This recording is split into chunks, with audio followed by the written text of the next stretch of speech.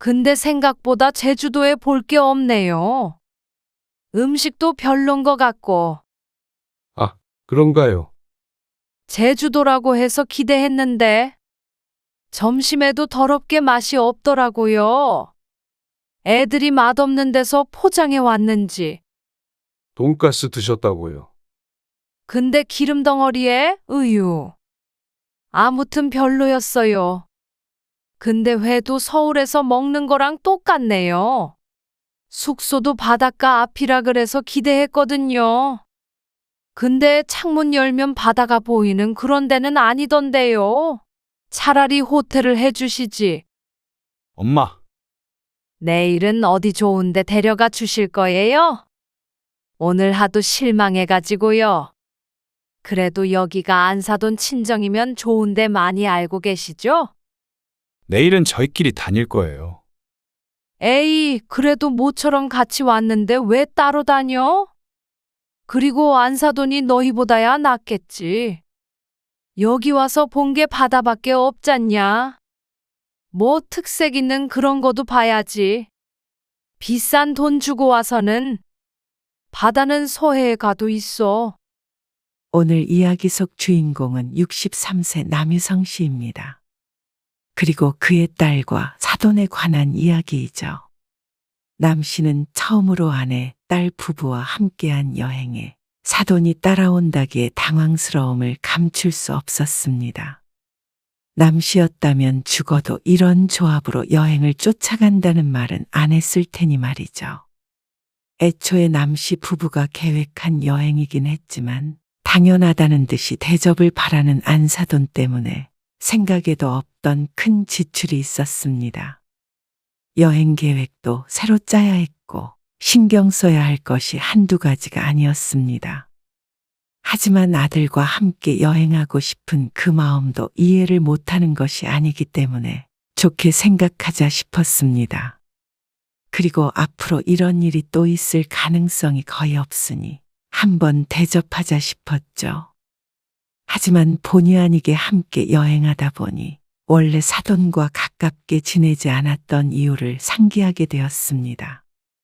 상견례에서 처음 봤을 때부터 무례했던 사돈. 그리고 딸이 결혼 생활을 하는 동안 그렇게나 못살게 굴던 것들. 어쩜 여행 와서도 똑같이 민폐를 끼치는지 몰랐습니다. 사돈지간이 전혀 어렵지 않은 모양이었죠. 남 씨는 딸 얼굴을 봐서라도 참자했습니다. 하지만 정도가 있는 법이었습니다. 사돈의 행동은 남 씨 부부를 우습게 여긴다고밖에 생각되지 않았습니다. 그렇다면 남 씨 부부도 더 이상 예의 갖춰 대접할 필요가 전혀 없었습니다. 남 씨는 딸이 하나 있습니다. 눈에 넣어도 안 아픈 외동딸이었죠.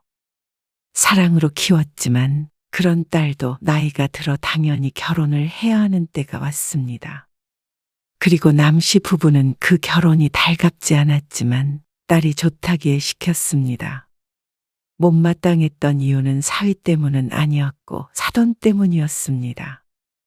안사돈이나 바깥사돈이나 도무지 남 씨 부부와는 성격이 맞지 않았습니다. 괄괄하고 아나무인 같은 안사돈은 상견례에서 집과 혼수 문제를 가지고 고집을 피웠고 바깥사돈은 술에 취해 분위기를 망쳤습니다. 그러니 금쪽 같은 내 딸을 저런 집에 보내야 하나 고민이 깊었죠. 하지만 자식 이기는 부모가 어디 있을까요? 사돈 내외가 어찌내 행피를 부렸는지 사위도 찾아와서 빌고 딸도 울었습니다. 애들 결혼에는 우리가 최대한 맞춘다고 생각하자고. 그래. 그쪽에서 하자는 대로 하자.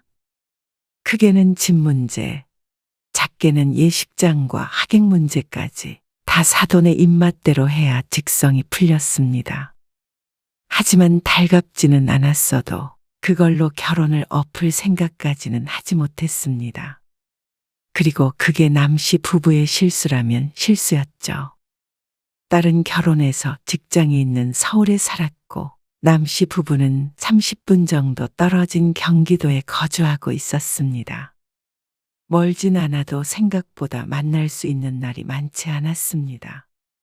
그래도 통화는 자주 하는 편이었습니다. 우리 시어머니 입원하셨어.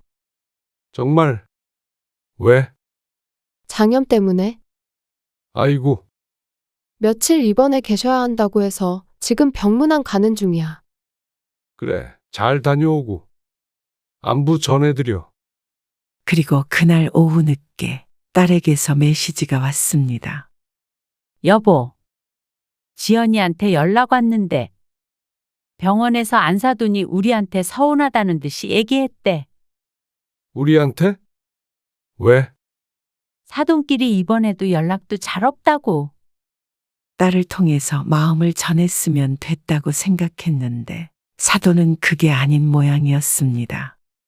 당신이 몸 괜찮은지 메시지라도 보내봐. 그래서 아내에게 안부를 물으라고 했습니다. 그런데 그날 밤이 되어도 다음 날이 되어도 답장은 없었습니다. 아직도 답 없어? 전화하라고 눈치 주는 건가? 설마. 확인은 하셨겠지. 그런데 그 뒤로도 이런 일이 여러 번 있었습니다. 연락하는 걸 중요하게 생각하는 듯해서 바깥 사돈이 다리를 다쳤을 때에도 사돈 총각 결혼 소식을 들었을 때에도 아내가 문자 메시지를 보냈지만 한 번도 답장이 없었습니다. 이제는 나도 연락 안 할래. 너무한 거 아니야? 무시하는 것 같다고 그래서 연락했더니 그래. 하지 말어. 그 뒤부터는 사돈과는 교류가 없다시피 했습니다. 원래 가까운 사이도 아니었지만 앞으로도 가깝게 지낼 일이 없다고 생각했죠. 너희 엄마 환갑에 맞춰서 제주도 여행 가려고 해. 정말? 그래. 외할머니한테도 다녀오고. 오랜만에 좀 쉬다 오게. 좋겠다. 나도 가고 싶다. 너도 간지 오래됐지? 할머니도 네 얘기 많이 하시더라고. 엄마 생일이랑 우리 결혼 기념일이랑 이틀 차이잖아. 그렇지. 우리도 가자고 할까? 시간 뺄 수 있으면 좋지. 너희 간다고 하면 아빠가 결혼기념일 선물로 비행기랑 호텔 쏠게. 그러자 딸이 들뜬 목소리로 사위와 얘기해 본다고 했습니다. 그리고 아내에게도 그 얘기를 했더니 기대하는 눈치였죠. 같이 가면 좋겠네. 그러게. 우리는 장모님 댁에서 자고 애들은 호텔 예약해주면 되잖아. 그래. 엄마도 좋아하시겠다. 오랜만에 손녀딸 보니까. 남씨의 아내의 본가는 제주도였습니다. 그래서 종종 제주도에 내려가곤 했는데 최근 들어 남씨의 일이 바빠 거의 가질 못하고 있었습니다. 아내의 환갑이니만큼 아내가 좋아하는 곳을 골랐는데 딸과 함께 가면 의미가 더 있을 것 같았습니다. 딸이 어렸을 때 제주도에서 4년 정도 살았던 적이 있었는데 그때 맞벌이하는 남씨 부부를 위해 외할머니가 거의 딸을 키워주었습니다. 그랬으니 외할머니와 딸의 사이도 애틋했죠. 마침 딸의 결혼 기념일도 있다고 하니 같이 여행을 하면 좋겠다고 생각했습니다. 딸이 결혼하고 나서는 한 번도 함께 여행한 적이 없었습니다. 그래서 남씨도 은근슬에 마음이 들떴습니다. 그리고 결국 사위도 함께 제주도로 여행을 가기로 했습니다. 엄마 아빠는 하루 전에 미리 내려가 있을게. 호텔도 엄마 아는 분 통해서 좀 싸게 예약할 수 있다고 하거든. 너희 숙박도 해줄게. 그럼 제주도 가서는 우리가 쏠게, 아빠. 그래. 그렇게 하자. 할머니도 오랜만에 만나고 너무 좋다. 나도 2년 만에 가는 것 같아. 딸도 남씨 부부와 같은 마음인 것 같았습니다. 그렇게 비행기와 숙소를 예약하고 얼마 안 있어서 딸에게 전화가 왔습니다. 그런데 여행의 설레임보다는 곤란함이 느껴지는 목소리였습니다. 아빠, 우리 시부모님이 제주도 여행을 같이 가자고 그러시네. 뭐? 우리랑 같이? 응. 우리 결혼 기념일이고 엄마 환갑이라서 가는 거라고 말씀드렸는데 그래도 같이 가자고 그러셔. 딸만큼이나 남씨도 곤란했습니다. 모처럼 함께 하게 된 여행을 망치고 싶지 않았습니다. 그리고 아내의 생일인데 왜 사돈과 함께 보내야 하는지 몰랐죠. 나중에 따로 너희가 모시고 가면 되지 않나? 그렇게 말씀드렸거든. 근데 이번에 꼭 같이 가자고 그러셔. 그래야 사돈지간도 같이 친해지고 그러는 거라고. 언제부터 친해지려는 노력을 했는지 몰랐습니다. 그리고 너무 막무가내였습니다. 김서방이 다음에 가자고 해도 꼭 엄마 아빠한테 전화 한번 해보라고 그러셨어. 딸 입장에서도 시부모 말을 거부할 수가 없을 것이었습니다. 사위가 말려도 소용이 없다고 하니 남씨 부부에게 마지막 선택권이 넘어온 것 같았습니다. 여기서 안 된다고 하기는 굉장히 힘들었습니다. 남씨 부부는 잠시 고민하다가 결국 그러자고 할 수밖에 없었습니다. 조금 불편하긴 해도 남씨는 처가에서 잘 것이기에 하루 이틀 정도만 같이 여행하면 되지 않을까 싶었습니다. 그런데 며칠 뒤에 안사돈이 아내에게 전화를 해왔습니다. 어머, 잘 지내셨어요? 네. 잘 지내셨죠? 사돈지간에 이렇게 가끔 통화도 하고 그랬어야 하는 건데. 형식적인 인사가 오가고 사돈이 용건을 꺼냈습니다. 애들한테 들으니까 여행 경비를 다 사돈이 내신다고 해서요. 아, 다는 아니고요. 아무튼 그래가지고 받는 사람 입장에서 전화 한 통 안 할 수야 있나요? 남씨의 아내는 안사돈이 무슨 말을 하는지 도통 이해가 가지 않았습니다. 안사돈은 당연하다는 듯이 아내의 말은 귓등으로도 듣지 않으며 제 할 말만 했습니다. 제가 제주도 여행이 처음인데 잘 부탁드려요. 우리 며느리 고향이 제주도니까 이런 건 또 좋네요. 아, 지연이 외할머니께서 계신다고 하시더라고요. 가서 인사도 드리고 하면 좋겠네요. 아무튼 간에 대접 감사합니다. 그러고는 제주도에서 보자며 전화를 끊었습니다. 아내는 황당해서 휴대폰을 들고 서 있었습니다. 하는 말을 들어보니 사돈네는 공짜로 여행을 할 작정인 듯 했습니다. 딸의 결혼 기념일에 비행기 값과 숙소를 비용을 내주는 것은 맞았지만 비행기 값도 요새는 쌌고 숙소도 2인을 위한 숙소를 예약한 참이었습니다. 그런데 사돈 내외가 빈몸으로 따라온다고 하니 골치가 아플 수밖에 없었습니다. 가서 쓰는 비용이야 어찌됐건 기본적으로 비행기나 자는 것은 가장 큰 것이기에 보태는 신용이라도 해야 하는 것 아닌가 싶었습니다. 어쩌다 보니 우리가 초대하는 것처럼 됐네. 모양새가. 그러게 친정이니까 영 틀린 말은 아닌데. 우리도 어차피 여행 가는 입장인데 좀 그렇긴 하네. 남씨 부부도 자는 것이야 장모님 댁에서 끼어 잔다고 치더라도 나머지는 다 돈이었습니다. 하나도 공짜로 할 수 있는 게 없었죠. 근데 어쩌겠어? 그쪽에서는 초대받고 대접받는다 생각하는 것 같은데. 또 매정하게 그쪽은 그쪽이 내라 할 수도 없잖아. 그래서 머리가 아픈 것이었습니다. 어머님, 아버님 숙소는 우리가 예약해야지. 딸이 그렇게 말하자 조금 마음이 풀리긴 했습니다. 그냥 엄마 아빠가 해줄게. 아니야. 우리가 할게. 김서방도 당연히 우리가 낸다고 했어. 그런데 또 며칠 뒤에 사돈네가 고집을 부렸습니다. 호텔이 아닌 바다가 보이는 펜션에서 아들 며느리와 함께 묵고 싶다고 말이죠. 자식들 결혼 기념일 여행에 따라가며 그러고 싶을까 생각이 들었습니다. 그런데 또 막무가내 사돈을 말리지 못한 모양이었습니다. 울상을 짓는 딸을 보자 사위가 원망스러웠습니다. 그러면 차라리 이모네 펜션을 예약하자. 남 씨의 처형이 제주도에서 숙박업을 하는데 펜션을 원한다면 차라리 그게 나을 것 같았습니다. 물론 가족이라도 공짜로 쓸 수는 없어서 그 숙박비는 남 씨가 지불하기로 했습니다. 딸은 이번 여행에 실망이 많은 것 같았습니다. 사위와도 다툼이 있는 모양이었습니다. 김서방도 어머님 못 이겨. 무조건 그렇게 해야 된대. 어머님 지인이 저번에 제주도 여행 다녀와서 자랑하셨나 봐. 자식들이랑 갔다 왔다고. 어쩌겠어. 김서방한테 왜 처가랑만 가냐고 엄청 뭐라고 하셔서 어쩔 수가 없었어. 엄마 아빠도 불편하겠지만 좀 이해해 주세요.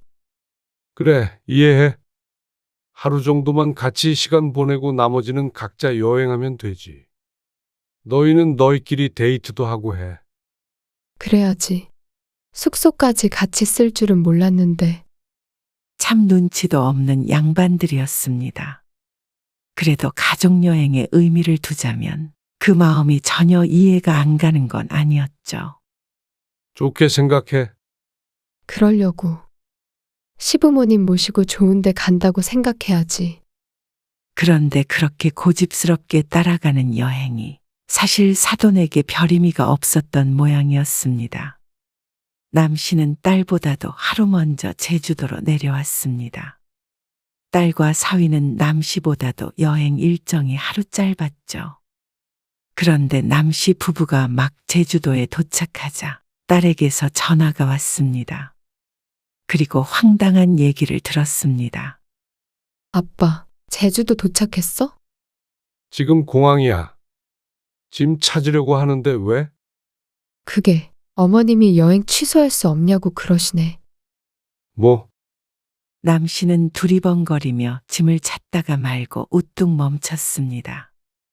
그만큼 황당한 얘기였습니다. 이제 와서 그게 무슨 소리야?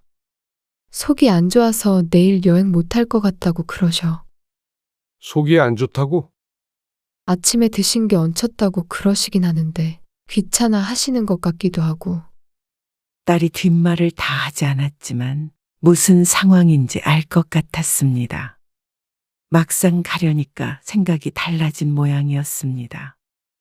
그런데 이미 모든 예약이 된 상태였고 취소를 한다면 돈을 돌려받을 수 있을 리가 없었습니다. 당장 내일 출발하는 일정이니 말이죠. 남 씨는 울컥하는 마음에 심호흡을 한 번 했습니다. 김서방 좀 바꿔줘봐. 그러자 이윽고 사위가 전화를 받았습니다. 네, 장인어른. 남 씨는 사위와 한참을 통화했습니다. 확실히 마지막으로 의사를 물어보고 알려달라고 했습니다. 설득이 가능하다면 모시고 오라고 하고 끊긴 했지만 어떻게 보면 안 오는 것이 나은 것 같기도 했죠. 좋게 생각하자. 좋게. 남 씨는 스스로에게 중얼거렸습니다. 그리고 1시간쯤 뒤에 사위가 사돈을 설득해서 가기로 했다고 전화가 왔습니다. 안도인지 근심 때문인지 모를 한숨이 튀어나왔죠. 어쨌거나 딸은 다음날 올 것이기에 그때까지는 아내와 좋은 시간을 보내자 싶었습니다. 남 씨는 아내와 함께 처가로 향했습니다. 1시간가량 달려 서귀포시에 도착해서 장모님과 식사를 하고 바닷가를 거닐기도 했습니다. 모처럼 여행 오니까 좋네. 그러게. 날씨도 좋고 5월 초의 날씨는 무척 좋았습니다. 딱 적당한 기온의 바람도 솔솔 불었습니다. 내일 점심 같이 먹기로 한 거지? 예약해뒀어. 대접해줘서 고맙다고 미리 감사까지 받아서 부담스럽긴 하다. 그래도 이왕 같이 여행하게 된 거 잘 대접해야지. 그렇긴 하지. 남 씨 부부는 하루 동안 좋은 시간을 보냈습니다. 그리고 다음 날 10시쯤 되었을 때 딸에게서 연락을 받았습니다. 숙소에 도착했다는 소식이었습니다. 펜션은 남시의 처가와 차 타고 30분 정도 걸리는 거리에 있었습니다. 1시까지 남씨가 예약한 식당에서 만나기로 했습니다. 바닷가 앞에 있는 식당이었고 인원수에 맞게 미리 예약해 두었죠. 그런데 약속 시간 1시간 전 또다시 남씨의 휴대폰이 울렸습니다. 딸의 이름이 떠 있었는데 이제는 딸의 연락을 받으면 불안하기부터 했습니다. 아니나 다를까 딸이 점심 약속을 취소해야겠다고 했습니다. 갑자기 왜? 남씨도 슬슬 스트레스를 받기 시작했습니다. 그런데 남씨보다도 딸의 기분이 더 가라앉은 듯 보였습니다. 아까 짐 풀고 바다 근처 한 바퀴 돌고 왔는데 다리 아프시대. 뭐? 1시간 정도 걸었는데 힘들어서 아무 데도 못 가겠다고 그러셔. 어머님이. 그래도 식사는 하실 거 아니야? 숙소랑 안 멀어. 차 타고 15분 정도만 나오면 돼. 그렇게 말씀드렸는데 그냥 포장해 오라고 그러시네. 거기서 구워 먹어야 하는데 그걸 어떻게 포장해? 그거 말고 돈가스 포장해 오라고 그러셔. 그럼 너희는? 우리도 못 갈 것 같아. 여기서 같이 돈가스나 먹자고 하도 그러셔가지고. 그럼 이거 예약한 건 어떻게 해야 하는 거야? 할머니도 기다리고 계셨는데. 너라도 와 그럼. 나 혼자 어떻게 가? 딸의 입장을 모르는 바는 아니었으나 너무나 답답했습니다. 김서방은 뭐라고 하는데? 어머님하고 원성 높이려고 해서 내가 말렸어. 여행까지 와서 싸울 순 없잖아.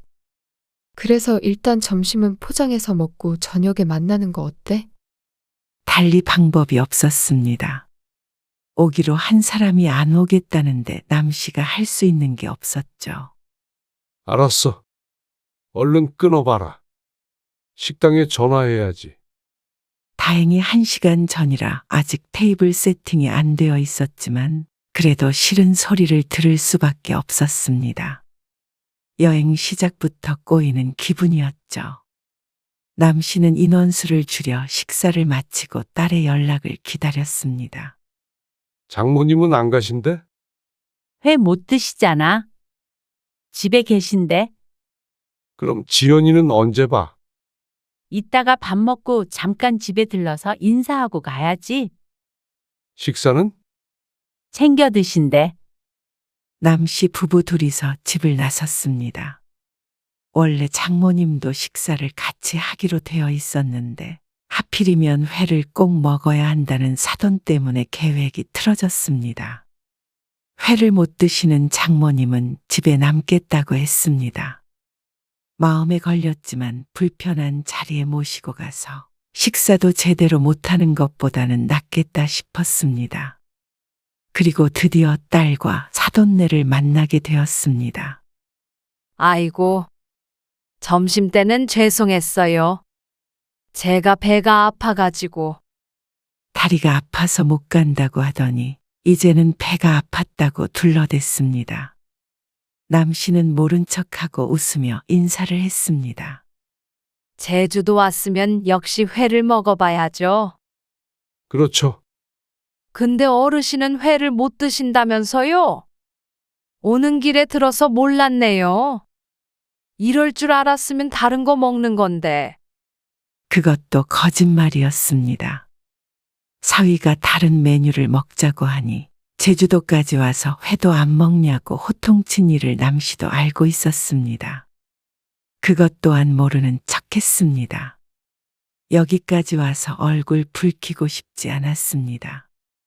상견례 이후로 이렇게 같이 식사한 것은 처음이었는데 이왕 이렇게 된 거 함께 술도 한 잔 기울이며 얘기도 나누고 싶었습니다. 그런데 식사 자리도 결코 유쾌하지 않았습니다. 근데 생각보다 제주도에 볼 게 없네요. 음식도 별론 것 같고. 아, 그런가요?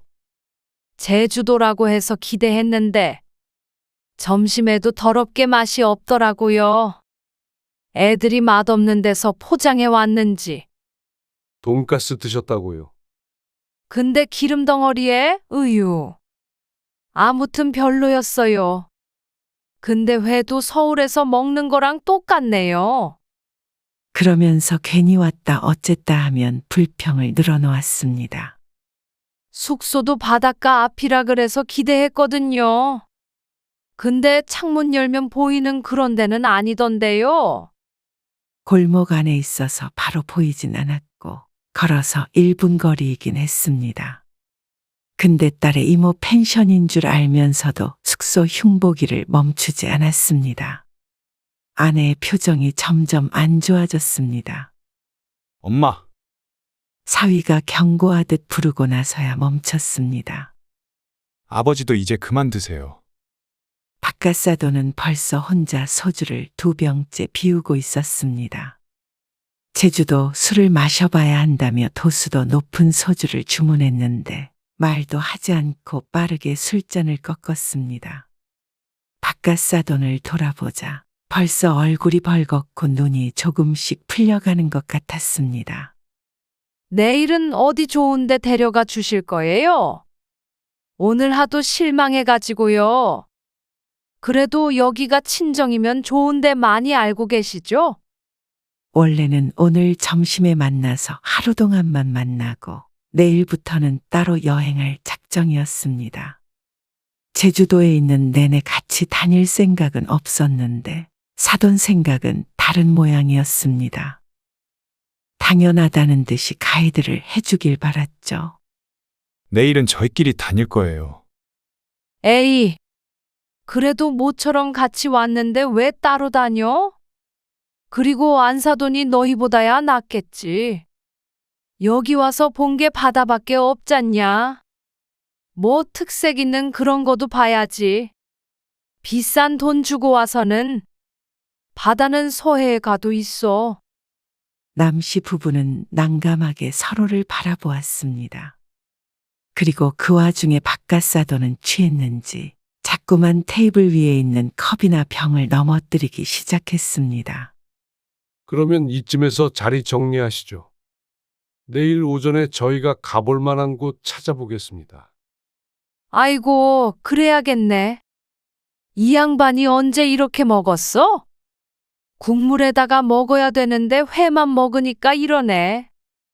에이, 다른 데 갈 걸 그랬다. 주섬주섬 자리에서 일어나며 안사돈이 말했습니다. 그러고는 바깥사돈을 챙겨서 먼저 식당 밖을 나섰습니다. 딸이 계산하려고 하자 남씨가 말리며 지갑을 꺼냈습니다. 거기까지는 원래 계획에 있던 것이었습니다. 한 끼는 남씨 부부가 대접하려고 했으니 말이죠. 지연아, 할머니가 들려서 얼굴 보고 가라 그러시네. 아, 그러면 엄마 아빠는 숙소 먼저 들어가시고 우리는 인사하고 와야겠다. 그러자 옆에 서 있던 안사돈이 버럭 화를 냈습니다. 우리 둘이 어떻게 가? 택시 타면 그 앞까지 내려줘요. 아니, 알지도 못하는 동네인데. 그리고 이 양반 취해서 저 혼자 부축 못해요. 바깥 사돈은 자꾸만 휘청거렸습니다. 그러자 사위가 말했습니다. 그러면 지연이 너 먼저 할머니 댁에 가 있어. 내가 엄마 아빠 모셔다 드리고 다시 택시 타고 나올게. 그런데 그것도 마음에 들지 않았는지 사돈이 언짢아 하며 말했습니다. 뭐 하러 그래? 오늘만 날도 아닌데? 그냥 다 같이 들어가서 내일 뵈러 가면 되잖냐? 안 그러냐? 그러면서 눈을 부릅뜨고 남씨의 딸을 쳐다보는 안사돈. 거기에다가 대고 안 그렇다고 대답할 수 있는 며느리가 있을까 싶었습니다. 그래, 차라리 그렇게 해. 엄마가 할머니한테 말씀드릴 테니까. 남씨도 아내도 여기서 딸에게 같이 가자고 했다가는 크게 미움을 받을까 싶었습니다. 딸은 울상이 되어 사돈과 함께 택시를 타고 가버렸습니다. 그리고 남씨와 아내는 누가 먼저라고 할 것도 없이 땅이 꺼져라 숨을 내쉬었습니다. 참 쉽지가 않았습니다. 예상은 했지만 막상 만나니 더 큰 스트레스였습니다. 그래서 내일 점심까지만 함께 있고 그 뒤부터는 따로 하기로 아내와 다짐했죠. 그런데 다음날 오전에는 딸을 만나지 못했습니다. 숙취해소제 사러 가고 있다고? 참, 그래서 언제 나올 수 있는데? 낮잠? 너희라도 나가서 여행해. 계속 숙소에 있는다고? 그러면 밥은 어떻게 할 거야? 그럴 거면 뭐하러 여기까지 와? 서울에서 배달시켜 먹지? 아이고, 모르겠다. 알았어. 그러면 이따가 오후에 연락해. 아내가 딸과 통화를 하더니 속상해하며 말했습니다. 바깥 사돈 술병 나서 애들 숙취해소제 사러 간대. 그리고 안 사돈도 힘들어서 쉬어야 된다고 낮잠이나 자자고 그랬대. 낮잠? 그래, 애들은 일찍 일어나서 나올 준비하고 있었는데 자장면이나 시켜 먹자고 그런대잖아. 지연이는 울어. 왜 울어? 오늘이 결혼 기념일이잖아. 잔뜩 기대했는데 시부모 심부름만 하고 제대로 돌아다니지도 못하니까 좋겠어? 아, 힘들면 사돈네만 쉬면 되잖아. 내 말이 그 말이야. 근데 꼭 아들 며느리랑 같이 있어야 한다는 거지. 별나다 별나. 어떻게 이런 민폐가 다 있나 싶었습니다. 아들 며느리도 그렇지만 사돈과 한 약속을 이렇게 시도 때도 없이 어기니 어이가 없었죠. 이럴 줄 알았으면 애초에 얼굴을 붉히더라도 같이 여행을 하는 게 아니었습니다. 그랬으면 적어도 제주도에 있는 동안에는 맘 편히 있을 수 있었을 텐데 말이죠. 조금 후에 남 씨도 딸과 통화를 했는데 딸은 무척 속상해했습니다. 숙소 안 분위기가 좋지 않다고 했습니다. 사위는 안사돈에게 화를 내고 안사돈은 며느리에게 짜증을 내고 며느리는 사위에게 투정하게 되고 남 씨도 듣는 내내 착잡했습니다.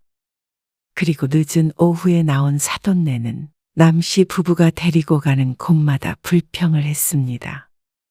이건 이래서 별로다. 저건 저래서 별로다. 음식을 먹으면 이건 돈 주고 사 먹을 만한 게 아니다 하며 화를 부추겼습니다. 일부러 저러나 싶었습니다. 주위 사람들은 전혀 신경도 쓰지 않았습니다. 이제는 남 씨도 사돈에게 맞춰주고 싶은 마음이 없었습니다. 내일도 잘 부탁해요. 식당을 나와 안사돈이 태연하게 말했습니다. 역시나 10,000원 한 장도 꺼내놓지 않는 사돈. 그렇게 불만이 많았으면서 내일까지 부탁하려는 건 무슨 심리인지 몰랐습니다. 지연이 엄마도 생일이라 내일부터는 저희끼리 시간 보내려고 합니다. 그랬더니 안사돈이 눈을 동그랗게 뜨며 말했습니다.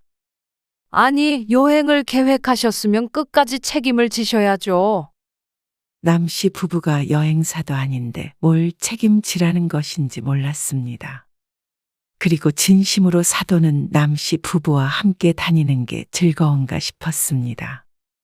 대접해 주신다기에 마지못해 왔는데 이러시면 좀 그렇네요. 그러면서 밥값 얘기를 꺼내는 것이 계산해 줄 사람이 사라지니 그게 걱정되는 것 같았습니다. 염치 없고 뻔뻔했습니다.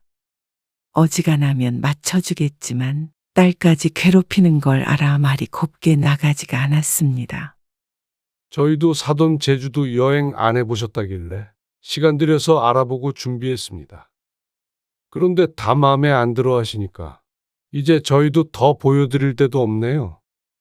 아니, 내가 언제 마음에 안 들어 했어요? 그냥 말이 그렇다는 거지. 참나, 됐어요. 얘들아, 가자. 종일 돌아다녔더니 다리 아파 죽겠네. 무슨 이런 데를 여행 코스라고 소개해 주는지 참. 저 할머니 댁에 가봐야 해요. 뭐? 너는 진짜 정신이 있는 거야? 없는 거야? 이 와중에 친정 가야 한다는 며느리가 어디 있어? 이제는 며느리가 할머니 보러 간다는 것도 못마땅해 했습니다. 힘드시면 사돈은 숙소에 계셔도 애들은 좀 데이트도 하게 내보내셔야죠. 뭐라고요? 누가 묶어놨어요? 나가지도 못하게 하셨잖아요. 지연이 네가 그렇게 일러 바쳤냐? 굳이 일러 바치지 않아도 누가 봐도 알죠. 여행 싫으시면 왜 오신다고 하신 건지 모르겠네요. 그러면 지 부모만 모시고 여행한다는 게 잘한 거예요? 당연히 똑같이 해야지. 그게 꼴보기 싫어서 굳이 따라온 것이었습니다. 심보가 고약했습니다. 엄마, 그만 좀 하세요. 사위가 안사돈의 팔을 잡아 끌며 말했습니다. 이게 지처가 챙기는 것 봐. 아들 키워봐야 다 소용없다. 그만하고 얼른 가세요. 사위가 사돈 내외를 데리고 택시에 올라탔습니다. 그리고 딸도 그 뒤를 따라갔습니다. 오늘이 딸과 사위의 결혼 기념일이었는데 그 뒷모습이 참 불쌍해 보였죠. 그리고 2시간 정도 흐른 뒤에 딸에게서 연락이 왔습니다. 우리 짐 싸서 나왔어. 나오다니? 김서방이랑 시부모님이랑 대판 싸웠어. 그러면 어디서 자게? 근처 호텔 알아봐야지. 그래서 남씨는 처음에 딸의 숙소로 예약했었던 호텔을 다시 예약해 주었습니다. 결혼기념일 축하해. 사돈일인 사돈일이고 아직 하루가 다 지나가지 않았기에 즐거운 기억 하나는 있었으면 했습니다. 그러자 딸이 무척 좋아했습니다. 그리고 남씨의 아내는 언니에게 전화를 했습니다. 그리고 예약했던 일정 중에 나머지 2박을 취소해버렸습니다. 이미 결제한 숙박비는 수수료로 준 셈 치자고 했고 중요한 건 내일 꼭 체크아웃 하도록 해달라고 했죠. 그리고 남씨는 돌아가는 사돈네 비행기를 취소해버렸습니다. 마찬가지로 수수료가 들긴 했지만 속은 어느 정도 후련했습니다. 더는 대접이고 뭐고 할 마음이 없었습니다. 그러자 다음날 오전에 안사돈에게서 전화가 왔습니다. 지금 이게 무슨 경우예요? 지금 여기 주인이 와서 우리 보고 나가라는데? 아, 예약이 오늘까지예요. 그게 말이 돼요? 이틀은 취소했으니까 얼른 비워줘야 해요. 다음 손님 받아야 할 테니까. 그러면 우리는 어디로 가란 소리예요? 글쎄요. 마음에 드는 곳으로 직접 결제하시면 되겠네요. 아니, 요새 제주도 물가가 얼마나 비싼데? 그걸 아는 사람이 그렇게 염치 없이 행동했나 싶었습니다. 역시나 대화를 하면 할수록 고개가 절로 저어졌습니다. 이렇게 하면 내가 며느리 곱게 대하겠어요? 곱게 안 대하면요? 여행 끝마치고 바로 집으로 호출해서 혼쭐을 내주죠. 한번 그렇게 해보시죠. 남의 딸 함부로 대하면 어떻게 되는지 보여드릴 테니.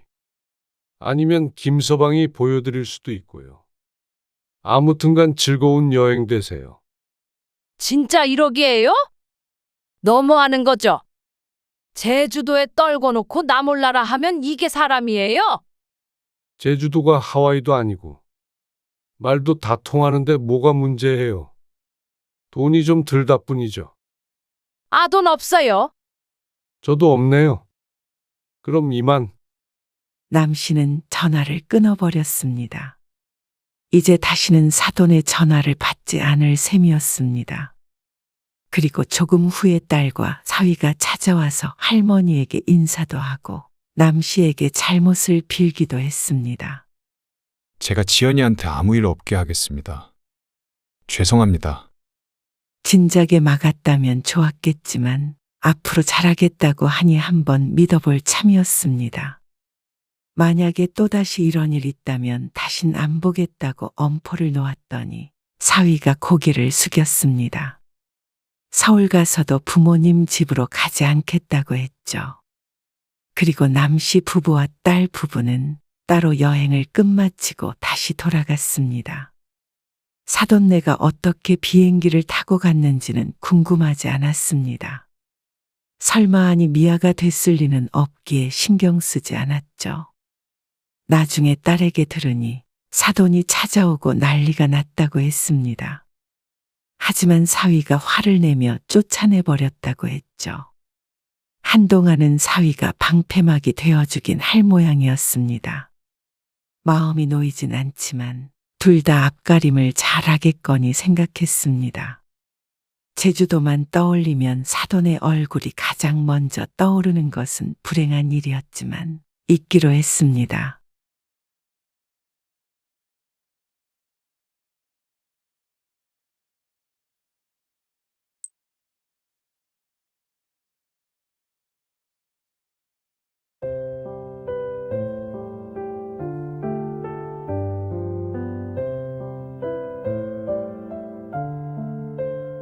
그건 제 거예요.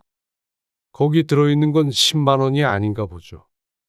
100만 원 들어있는 게 제 거예요. 어째서요? 늘 그렇게 받았으니까요. 그게요, 아버지. 아버지는 용돈 필요 없으시니까. 그래. 용돈 필요 없다. 그리고 너 같은 아들도 필요 없다. 아버지, 오늘 이야기 속 주인공은 64세 이상중 씨입니다. 그리고 그의 아들과 며느리에 관한 이야기이죠. 이 씨는 할 수만 있다면 아들을 그냥 사돈네 아들로 보내버리고 싶었습니다. 그냥 자식 삼아 데리고 가라고 말이죠. 그만큼 아들에게 실망이 컸습니다. 이렇게 속이 없는 놈인 줄은 꿈에도 몰랐습니다. 결혼하기 전까지만 하더라도 멀쩡해 보였으니 당연했습니다. 처음엔 며느리가 괘씸했지만 결국 아들의 잘못이 가장 컸습니다. 어버이날에 처가엔 100만 원, 그리고 제 부모에겐 10만 원을 준 아들. 며느리가 친정을 애틋하게 생각하는 것을 알았고 아들은 제 처에 죽고 못 사는 줄은 알았지만 그래도 기본적인 상식은 있는 줄 알았습니다. 섭섭했습니다. 어째서 아들은 며느리가 부모를 생각하는 만큼 이 씨 부부를 생각하지 않는지. 그래놓고는 멋대가리 없는 말로 2번 상처를 주는 아들은 보니 외아들이라고 애지중지했던 세월이 부질없게 느껴졌습니다. 속된 말로 죽 써서 남준 것 같았습니다.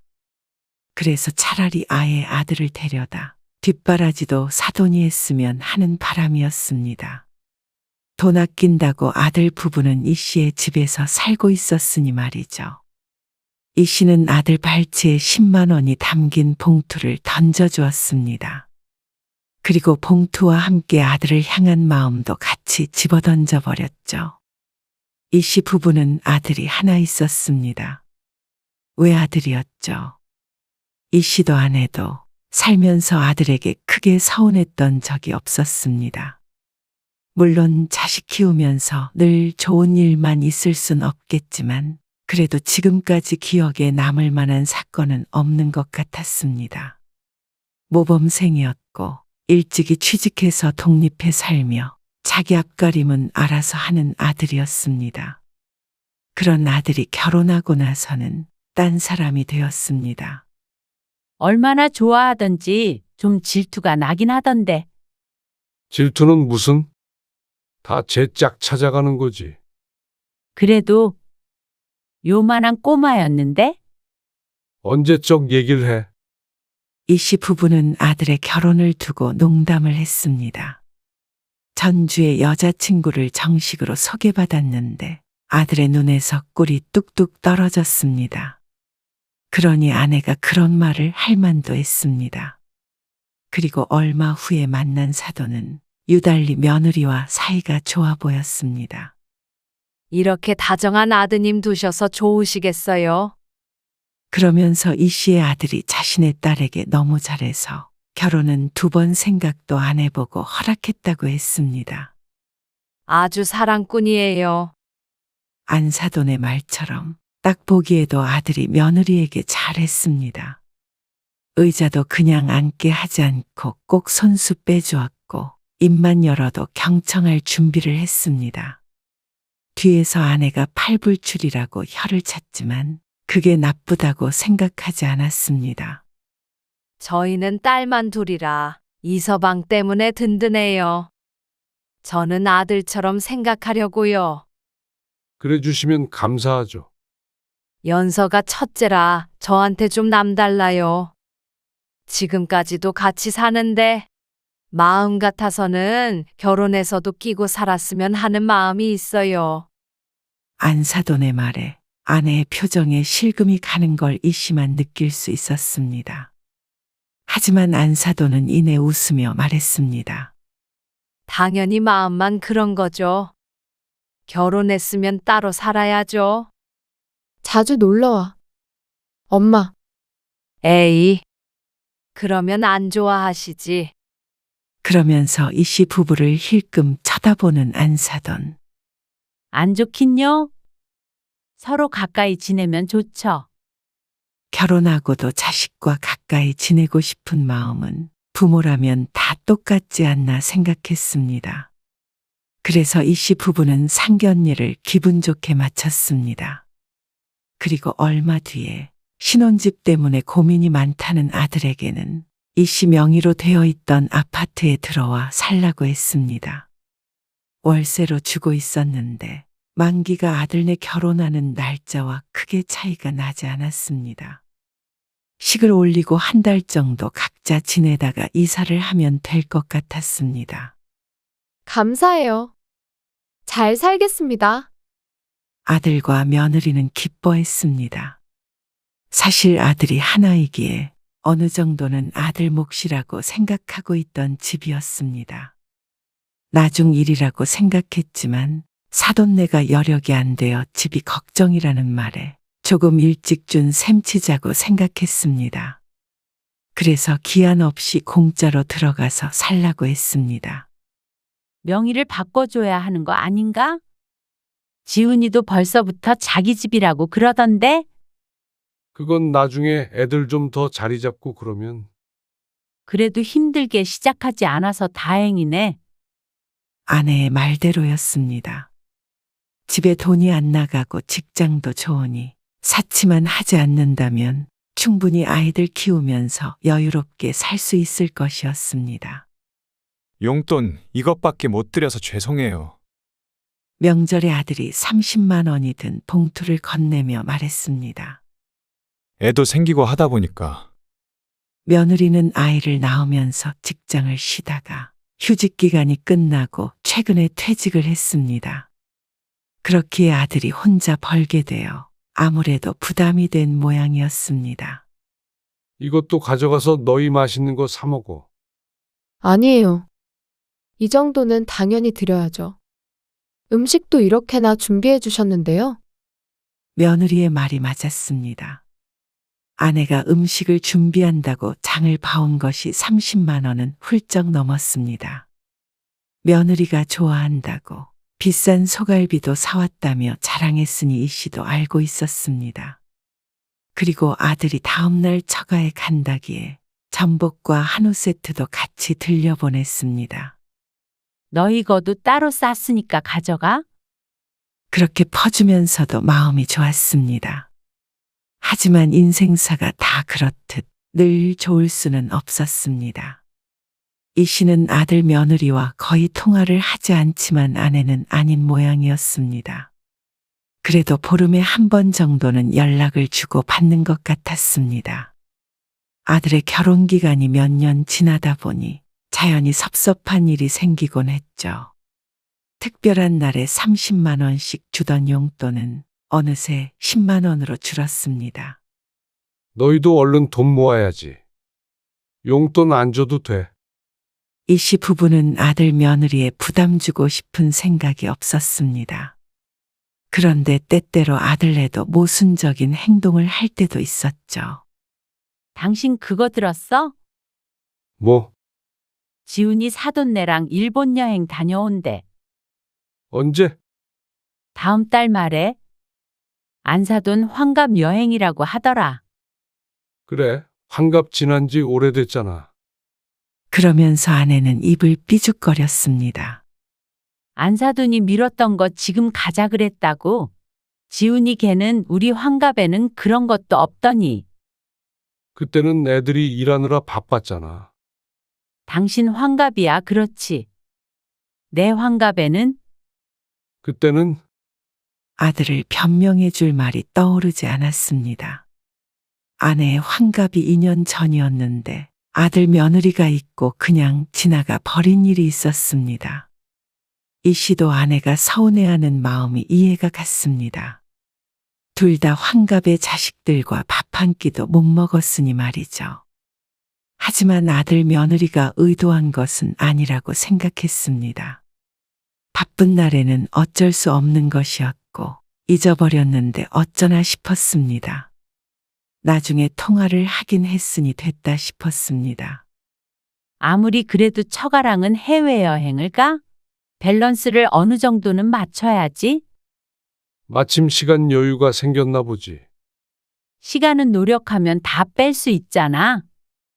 아내의 말이 영 틀렸다고 할 수도 없었습니다.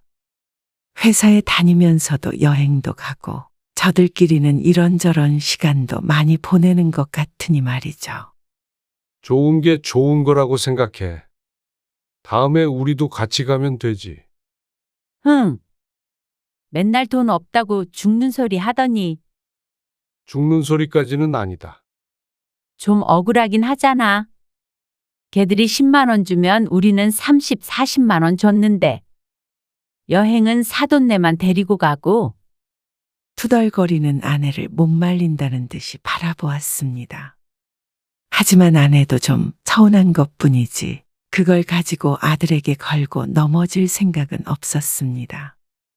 그래서 그런 것인지는 몰라도 아들 며느리가 이 씨 부부를 찬밥 취급하는 경향이 있긴 했습니다. 허거릴 줄만 알았던 이 씨도 그걸 모르지 않았습니다. 지훈아, 어디야? 네.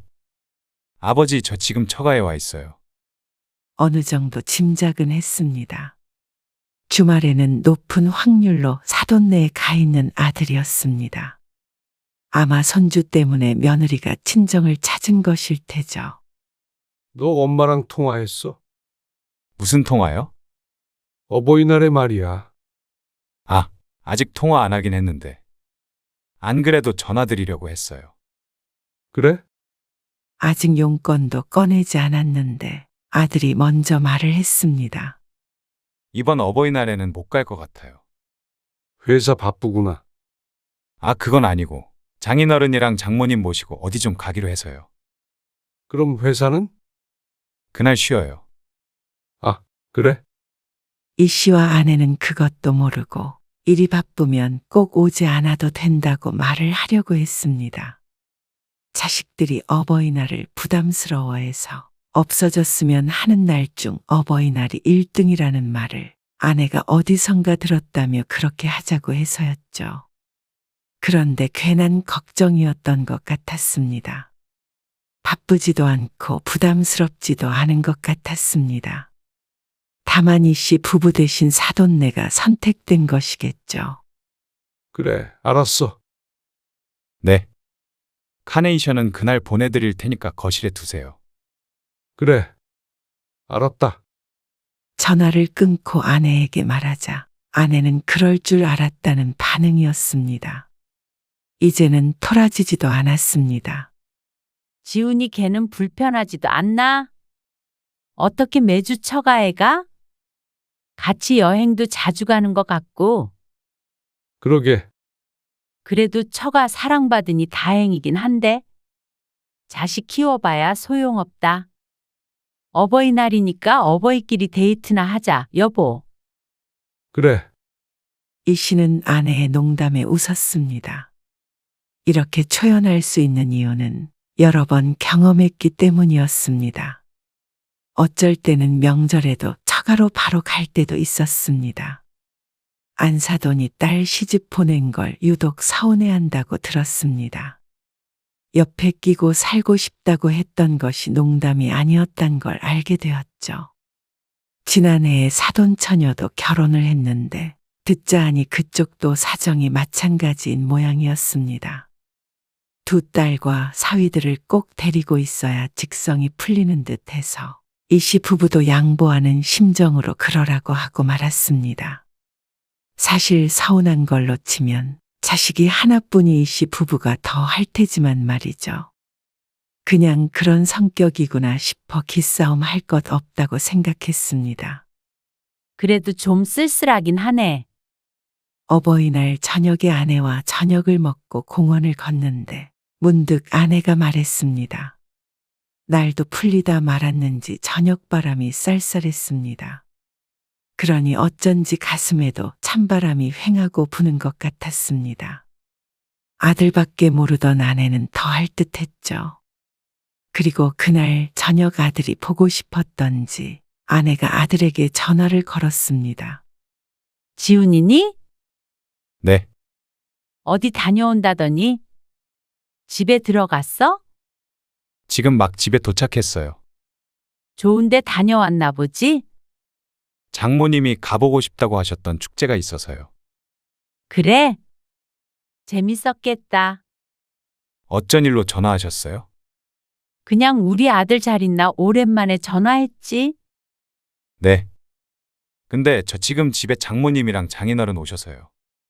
식사 준비하는데 도와야 해요. 이 시간에? 네, 주무시고 가신대요. 그러면서 얼른 끊어야 한다더니 제대로 된 인사도 없이 어영부영 전화를 끊었습니다. 그러자 아내가 황당한 표정을 지으며 휴대폰을 바라보았습니다. 얘는 어버이날 어떻게 보냈는지 묻지도 않네. 그러면서 아들 키워봤자 소용없다며 어깨를 으쓱했습니다. 태연해 보였지만 섭섭하긴 할 것이었죠. 그런데 며칠 뒤 주말에 아들이 집에 찾아왔습니다. 혼자서 어쩐 일이야? 어버이날에 못 와서요. 그러면서 점심을 먹고 가겠다고 하자 아내가 기뻐했습니다. 애 때문에 얼른 들어가 봐야 해서요.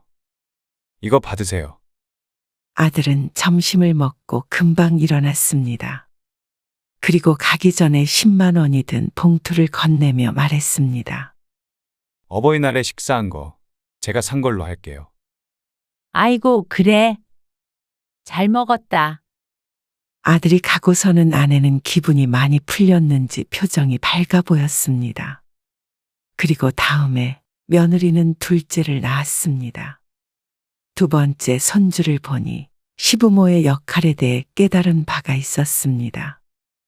주위에서 들은 얘기도 있었고 첫째 손주를 겪으며 몸소 알게 된 것도 있었죠. 지훈아, 수고했다고 전해주고 네 통장으로 돈 보냈으니까 산후조리 원비하고 준영이 엄마도 몸에 좋은 거 많이 사주고 해. 이 씨는 옆에 앉아서 아내가 아들과 통화하는 걸 들었습니다. 며느리가 출산하고 이 씨 부부는 넉넉히 돈을 보냈습니다. 첫째 때 멋모르고 전화 한 통만 했다가 난리를 겪고는 이제는 알아서 시부모 역할을 하게 되었죠. 요즘 세상엔 다 그런 것이라고 하니 그런 줄 알았습니다. 돈은 많이 들었어도 며느리와의 평화를 위해서는 그 정도는 감수해야 했습니다. 그리고 몇 달 뒤였습니다. 손주가 100일이 넘기도 했고 마침 어버이날도 있기에 이 시부부가 아이도 볼 겸 아들네 집으로 가기로 했습니다. 그리고 그 약속은 이 시부부와만 한 것이 아니었는지 아들네에서 안사돈과 딱 마주치게 되었습니다. 잘 지내셨어요? 네. 아니, 우리 딸내미가 어버이날이라고 들르라고 해서요. 잠깐 온 거예요. 이따가 저녁 때는 둘째 딸네 가봐야 해요. 아, 우리 바깥 양반은 허리가 안 좋아서 집에 있고요. 아, 그러세요. 이 씨 부부는 사돈과 함께 거실에 앉아 얘기도 나누고 아이도 구경했습니다. 이제 재워야 해서요. 잠깐 들어갔다 올게요.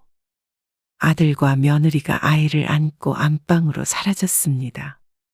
거실에는 이 씨 부부와 안사돈 그리고 큰 손주만 남아 있었는데 어색한 침묵이 흘렀습니다. 괜스레 이리저리 두리번거리고 있는데 안사돈이 뜬금없는 말을 했습니다. 근데 애들을 남이 집에 살게 하는 것보다는 자기들 집이 있는 게 좋지 않나요? 아, 집이요. 솔직한 말로 그렇잖아요. 요즘엔 다들 이게 니네 집이냐, 월세냐. 이런 것도 서로 물어보고 그런다잖아요. 그러면서 이제 슬슬 이 아파트의 명의를 바꿔줄 때도 되지 않았느냐는 말을 했습니다. 그런데 그런 얘기를 아들도 아니고 사돈의 입에서 듣는 기분은 썩 유쾌하지 않았습니다. 어차피 주실 거면 얼른 주시는 게 좋죠. 자식들을 생각해서 하는 말이겠지만 사돈네가 하기엔 염치 없는 말이기도 했습니다. 이 집에 사돈네가 관여된 것이라고는 냉장고 하나뿐이었습니다. 그런데 어서 집을 주라는 말을 하니 황당하기도 했죠. 아, 예. 때 되면요. 이 씨는 대답을 얼버무렸습니다. 잠시 뒤에 며느리가 나왔습니다. 그러자 거실에 있던 사돈이 며느리와 함께 부엌으로 갔습니다.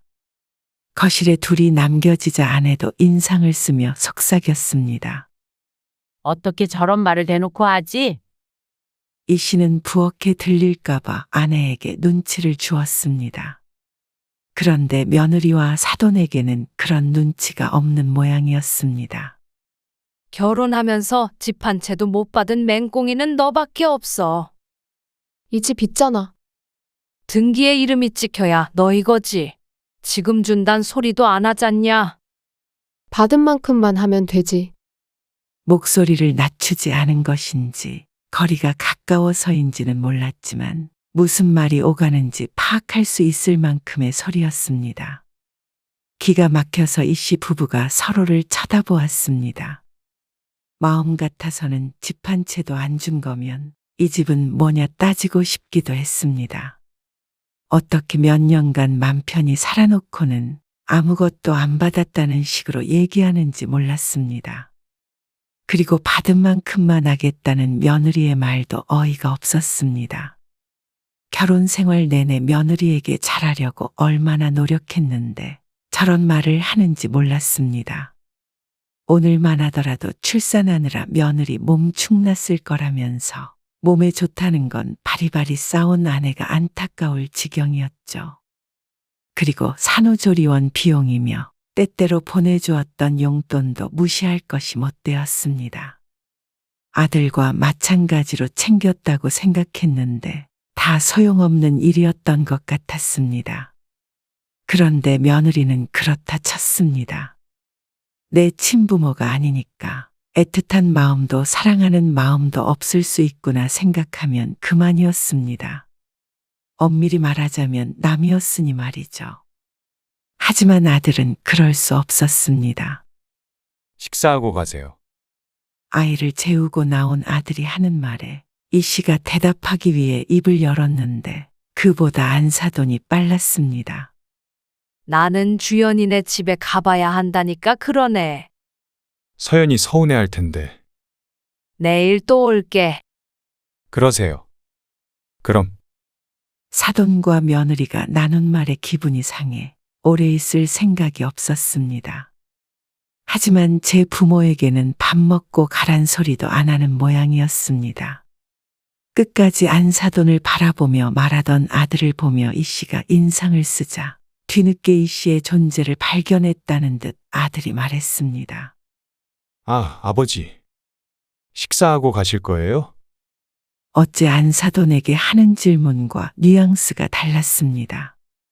좀 부실하긴 할 텐데.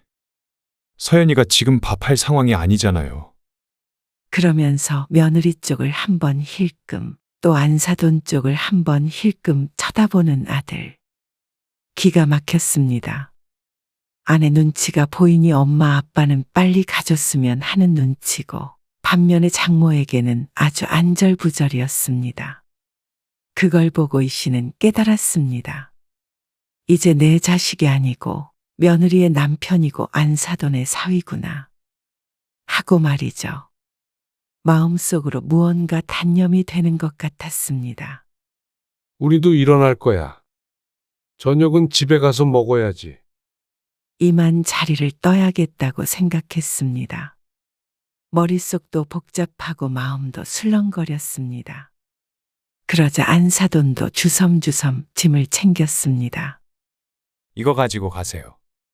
아들이 안사돈과 이씨 부부에게 쇼핑백을 건넸습니다. 빨간색의 홍삼 상자가 들어 있었습니다. 힐끔 보니 안사돈에게 건네는 것과 같았습니다. 그런데 아들은 이씨에게 주기 전에도 쇼핑백 안을 이리저리 확인했습니다. 자, 여기요. 어버이날이라서 준비했어요. 쇼핑백 안에는 흰 봉투도 담겨 있었습니다. 그래. 고맙다.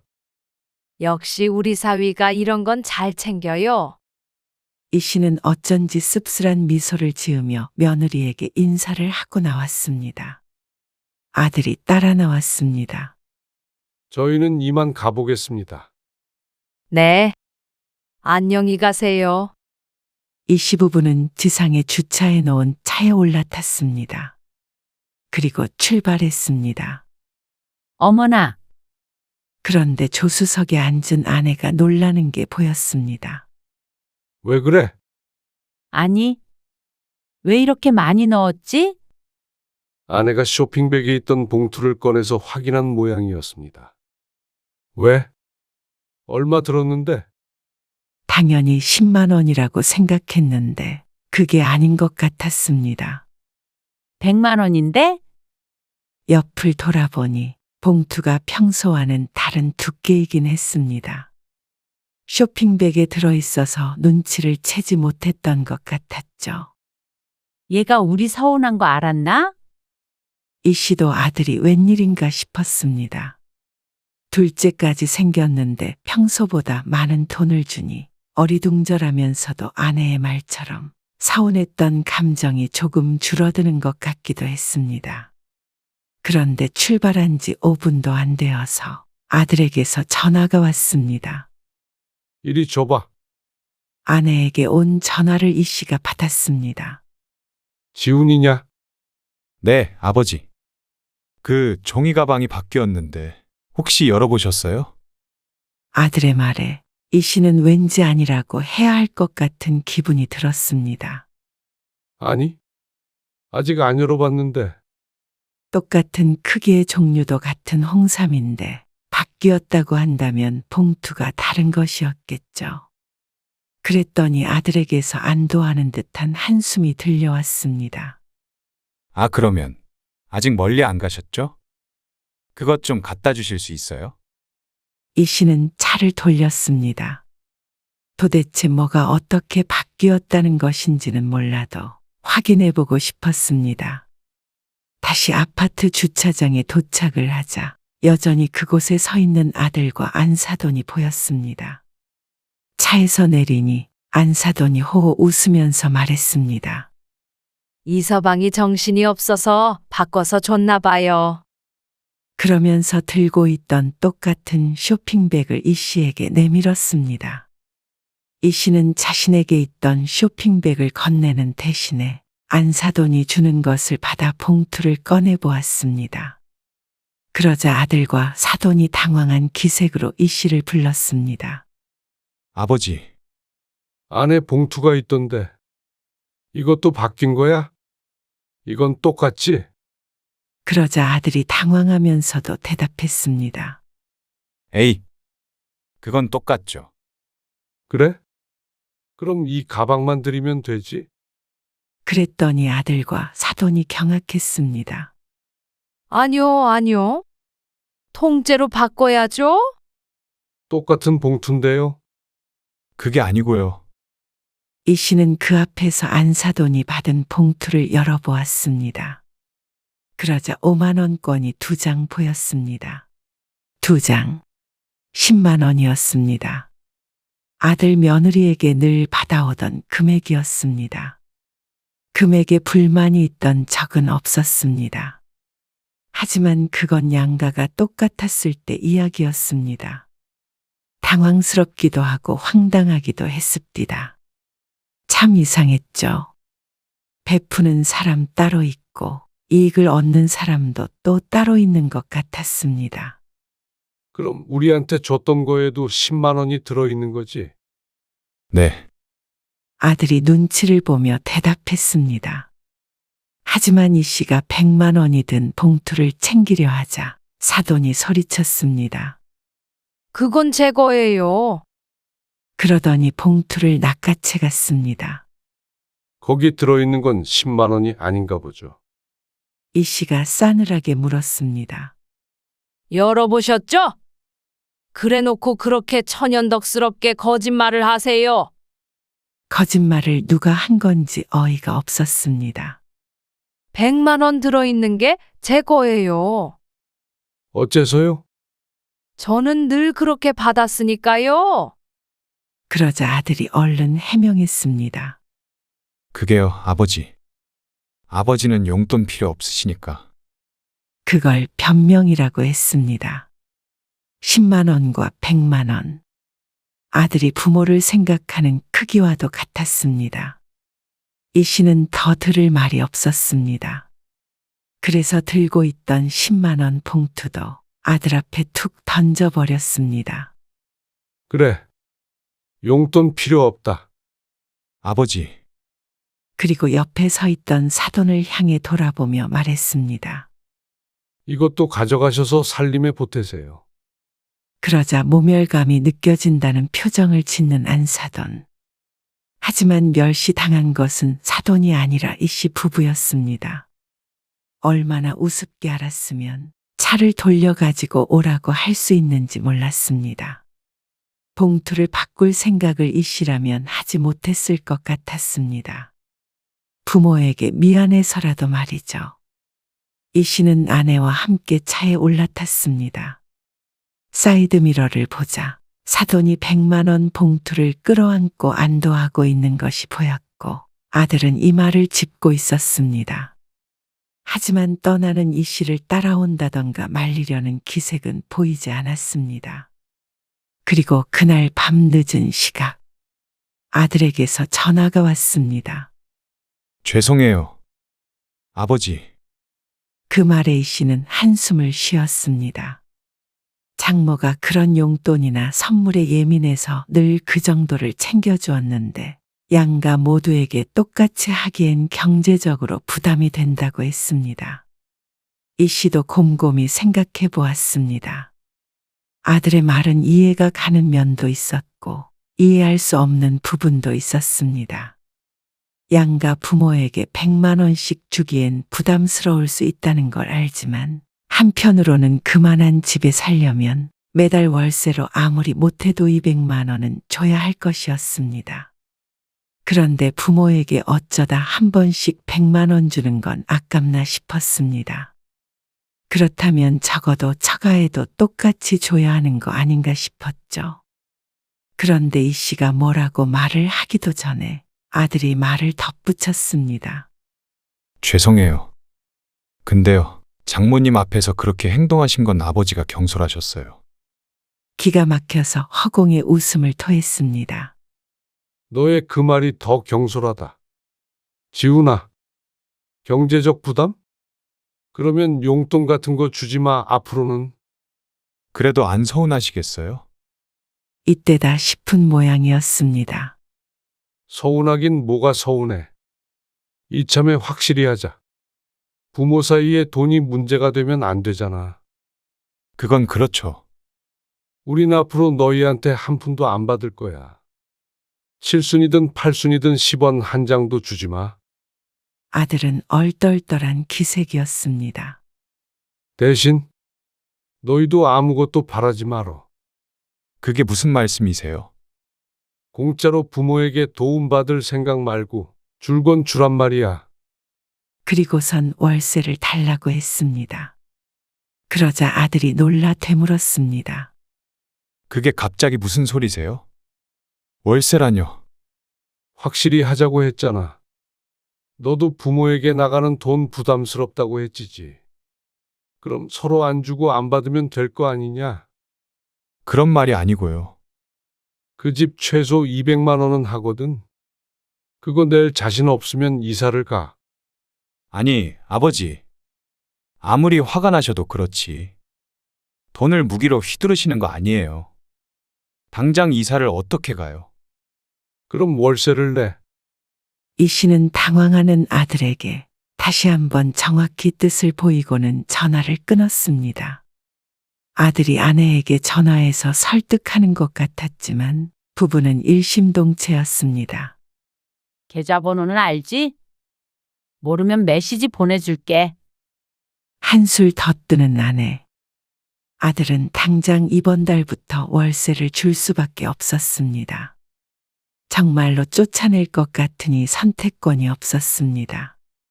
법적 권리가 없으니 배째라 할 수도 없었고 둘째도 아직 어렸으니 말이죠. 그리고 사돈네는 노발대발했습니다. 자꾸만 아내에게 전화가 오는 통에 차단하기까지 했습니다. 며느리랑 아들과의 사이도 마찰이 있는 것 같았죠. 하지만 그런 것까지 신경 쓸 이유가 없었습니다.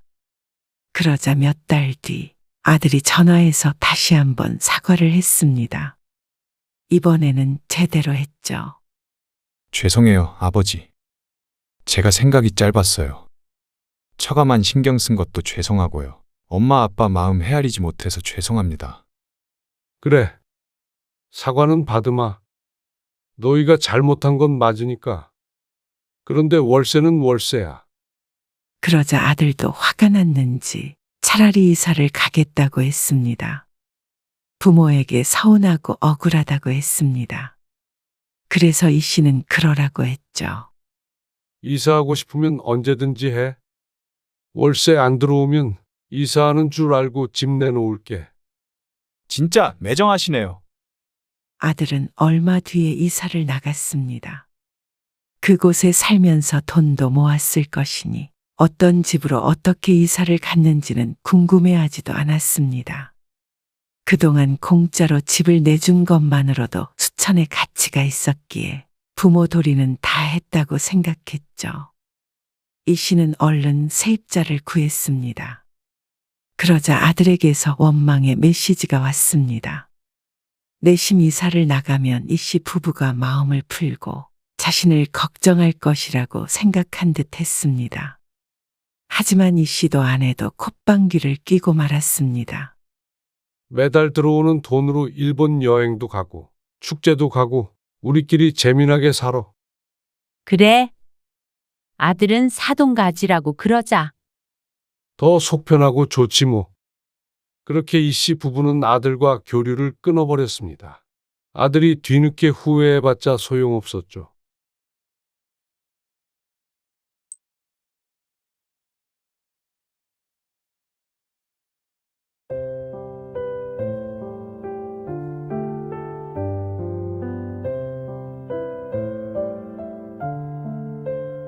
엄마는 딸이 이혼을 해도 눈 하나 깜빡을 안 해?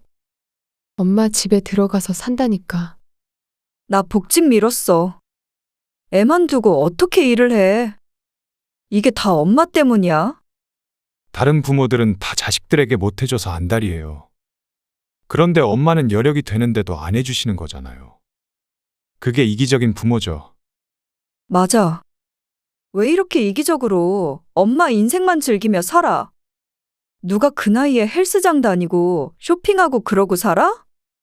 다 손주 키워주고 뒷바라지 해주며 살지. 젊은 우리 인생은 생각 안 해? 엄마가 너희 인생 대신 살아줘? 그만큼 해줬으면 각자 인생 살면 안 되니. 젊은 인생만 가치 있어? 엄마 인생은 생각 안 해? 60 넘으면 다 산 것 같지? 너희도 한순간이야. 눈 감았다 뜨면 내 나이 된다고. 그때 너희들은 너희 자식을 위해 그렇게 살래? 오늘 이야기 속 주인공은 65세 허봉임 씨입니다. 그리고 그녀의 자식들에 관한 이야기이죠. 또한 그녀의 인생 이야기입니다. 허 씨는 평생을 가정과 자식밖에 모르고 살았습니다. 어려웠던 시절도 여유로웠던 시절도 허 씨의 입에 들어가는 것은 아까웠어도 자식들의 입에 들어가는 건 아깝지 않았습니다. 그래서였을까요? 자식들조차 그랬습니다. 부모 입에 들어가는 것보다도 자신들 입에 들어가는 게 중요했고 부모 삶보다도 자신의 삶이 우선이었습니다. 아버지가 세상을 뜨니 눈에 불을 켜고 돈 타령을 하고 당연히 부모가 아이를 봐줄 것이라고 생각하고 30대 자식들의 뒷바라지를 여전히 해줄 것이라고 기대했습니다. 결혼까지 다 시켜놨는데도 여전히 부모에게 바라는 것이 많았습니다. 부모의 상황이나 심정 같은 것은 고려 대상이 아닌 듯 했습니다. 아버지 보험금은 어딨느냐 묻는 자식도 육아를 부탁하는 자식도 지긋지긋했습니다. 허 씨는 스스로에게도 뒷전이었던 자신의 인생을 뒤늦게나마 찾으려고 했습니다. 자식을 이 정도로 뒷바라지했으면 할 만큼 했습니다. 남편도 떠난 마당에 스스로를 챙길 사람은 자신밖에 없다는 사실을 깨달았습니다.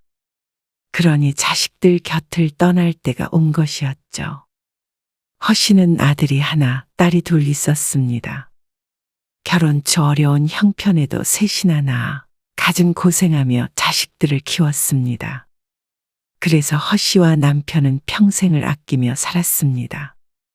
양가 부모님이 워낙 가난했던 탓에 결혼할 때 한 푼도 도움을 받지 못했습니다. 그래서 허 씨 부부는 자식들만은 그런 어려움을 알게 하고 싶지 않았습니다.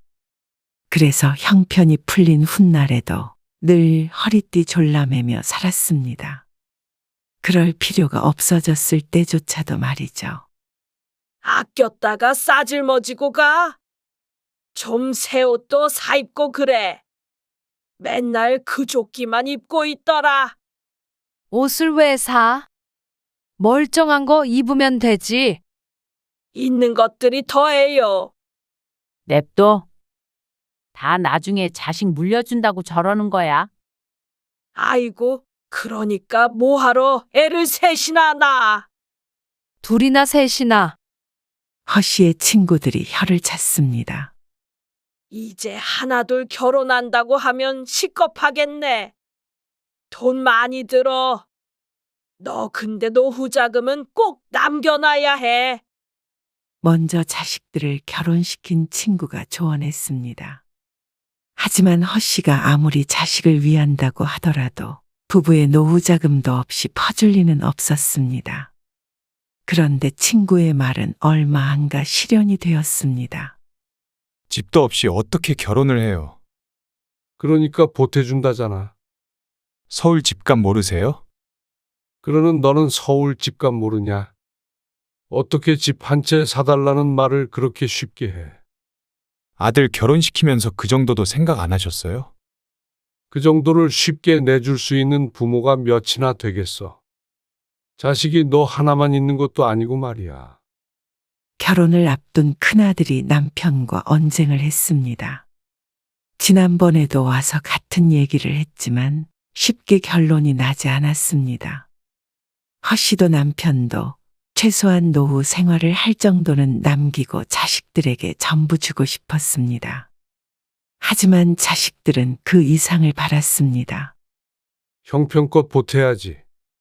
집을 좀 작은 데로 옮기시면요? 우리가 말이냐? 네. 요즘엔 그렇게들 해요. 어차피 두 분이서만 사는데 넓은 집이 필요한 건 아니잖아요. 이제는 집까지 팔아서 결혼 자금을 보태라는 아들이었습니다. 하지만 그럴 수는 없었습니다. 허 씨 부부가 아들 결혼할 때 집값에 보태라고 도와주긴 했지만 집을 살 수 있을 만한 금액은 아니었습니다. 결국 아들은 전세를 얻어서 신혼을 시작했습니다. 그래도 결코 작은 금액이 아니었습니다. 1억 5천을 보태주고도 신씨 부부는 한동안 아들 며느리의 원망을 들어야 했습니다. 그리고 두 딸도 마찬가지였습니다. 혹시라도 딸이라는 이유로 오빠보다 적게 해주진 않을 거지? 결혼 준비를 시작하기도 전에 둘째 딸이 엄포를 놓았습니다. 차별할 생각은 전혀 없었지만 정말로 자식들 결혼시키려면 돈이 많이 든다는 것이 사실이었습니다. 돈 없는 사람은 자식들 결혼도 못 시키는 시대인 듯 했습니다. 엄마 아빠 결혼할 때는 아무것도 없이 시작했어. 그건 옛날에 힘든 시절 얘기고. 요즘 누가 그렇게 결혼해? 안 하고 말지. 자식들은 부모의 지원에 고마운 감정을 갖기보다는 당연하다고 생각하는 것 같았습니다. 오히려 남들 누구는 강남에 아파트 해줬다더라, 1억이 넘는 외제차를 선물해줬다더라 하며 비교하기 일쑤였습니다. 고생을 모르도록 키웠기에 나온 결과였습니다. 1억 5천이라는 돈을 모으려면 얼마나 피와 살을 깎는 노력이 필요한지 아들, 딸들은 전혀 몰랐습니다. 무탈하게 자라, 무탈하게 직장 생활하다 결혼했으니 그럴만도 했습니다.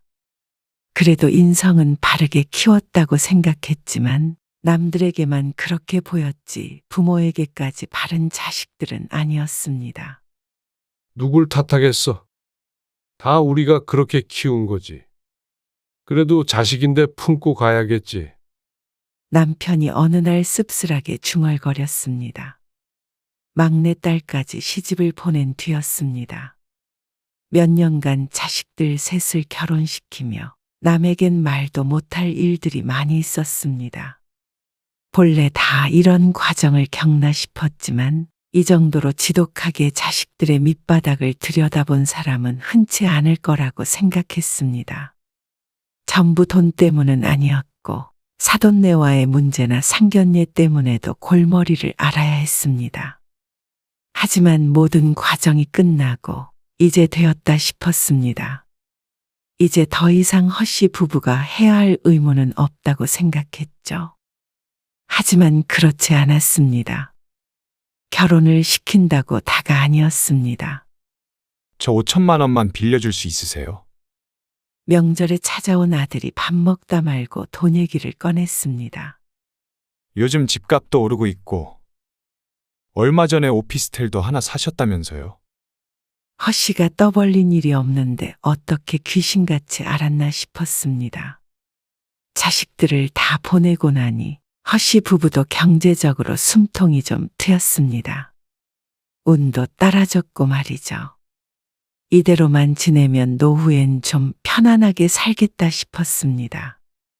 그런데 아들이 찾아와 돈을 빌려달라고 한 것이었죠. 돈 좀 벌린다더니? 아버지도 아시잖아요. 더 투자를 해야 더 발전이 있죠. 빌려주면 언제 갚으려고? 이전 같았으면 그런 말을 하지 않았을 남편이었습니다. 여유가 있으면 있는 대로 자식에게 베풀었을 텐데 여러 일을 겪다 보니 남편도 생각이 조금씩 달라지는 모양이었습니다.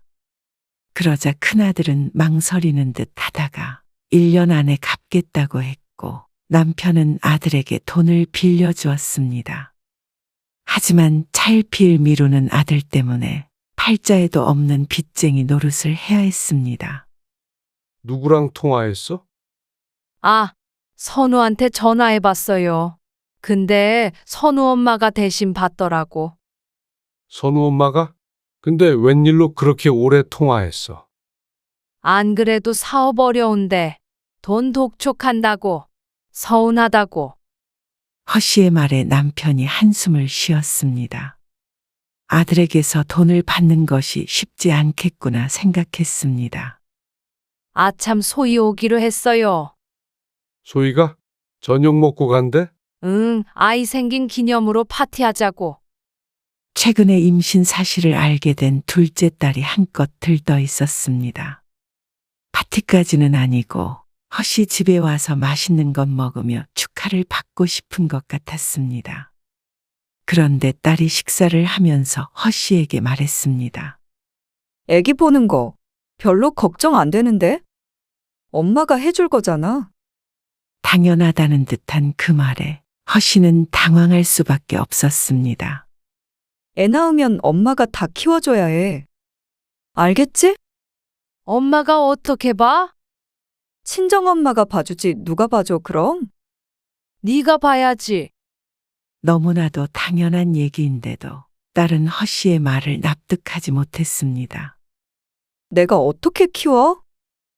당황스러운 말이었습니다. 아이를 엄마가 키우지 누가 키운다는 말인지 몰랐습니다. 무릎이 좋지 않아 육아를 도울 상황이 아닌 걸 뻔히 알면서 말이죠. 엄마 무릎 때문에 애 들었다 놨다 못해. 무릎이 왜? 하지만 오랫동안 주사도 맞아가며 치료하는 허 씨의 관절에 대해서는 금시초문인 듯한 표정이었습니다. 관심조차 없어 보였습니다. 그런데 알게 된 뒤에도 딸은 막무가내였습니다. 그럼 나 일은 어떻게 해?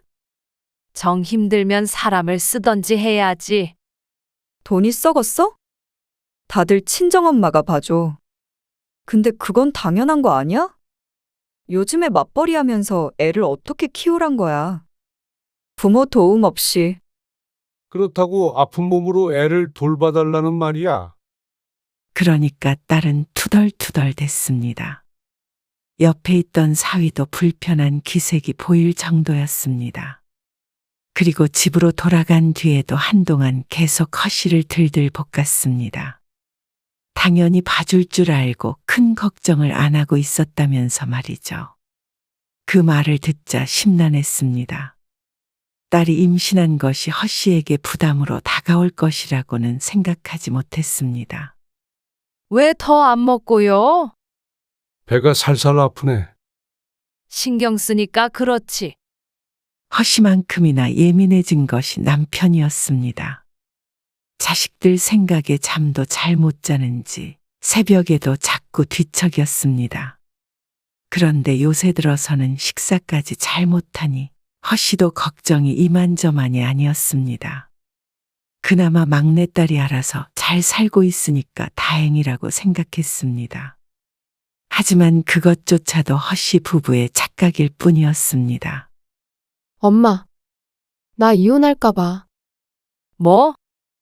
허 씨는 딸의 입에서 나오는 소리에 경악을 했습니다. 깨가 쏟아져도 모자랄 때 이혼을 언급하는 것이 이해가 안 됐습니다. 결혼한 지 얼마나 됐다고? 허 씨는 누가 듣는 것도 아닌데 목소리를 죽여 말했습니다. 결혼한 지 얼마 안 된 게 중요한가? 너무 안 맞는 것 같아. 그래도 3개월 됐어. 어떻게 처음부터 맞을 수가 있어? 같이 살면서 맞춰보는 거지. 왜 김서방한테 무슨 문제 있는 거야? 그게 아니고 그냥 하나부터 10까지 다 안 맞는 것 같아. 그러면서 사위의 사소한 습관 하나하나 나열하며 흉을 받습니다. 허 씨가 들어보았을 때는 별것도 아닌 것들이지만 막내딸은 얘기를 하면 할수록 화가 나는지 나중에는 얼굴이 벌개지기까지 했습니다. 그래서 진지하게 생각 중이야. 허 씨는 답답한 마음에 한숨을 내쉬었습니다. 하지만 이혼을 해라 말아라 할 것은 아닌 듯 해서 그러고 말았습니다. 허 씨가 같이 살아본 게 아닌 이상 딸과 사위 사이의 일을 속속들이 알지 못할 테니 말이죠. 그 뒤로 딸은 이혼을 한다고 그랬다가 그냥 산다고 그랬다가 하며 그 화풀이를 허 씨에게 했습니다. 나중에는 허 씨도 지쳐서 이혼을 하려면 해라 할 정도였죠.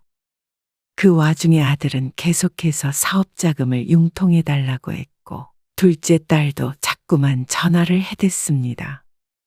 왜 이렇게 다들 부모를 못 잡아먹어 안달인지 모르겠어. 어느 날 남편과 식사를 하며 허 씨가 푸념했습니다. 그래도 어떡해. 우리 자식인데. 그렇게 자식들에게 시달리면서도 내 자식이라 어쩔 수 없다는 말이 왜 그렇게 가슴을 답답하게 했는지 몰랐습니다. 그러다 몇 달 되지 않아 남편이 갑작스럽게 세상을 떠나게 되었습니다. 소화가 잘 안 되고 잠도 잘 못 자는 게 스트레스 때문인 줄로만 알았습니다. 그래서 살도 빠지나 보다 안일하게 생각했습니다. 하지만 위암 말기였습니다. 남편은 힘겹게 투병을 하다가 너무나도 갑자기 허 씨의 곁을 떠났습니다.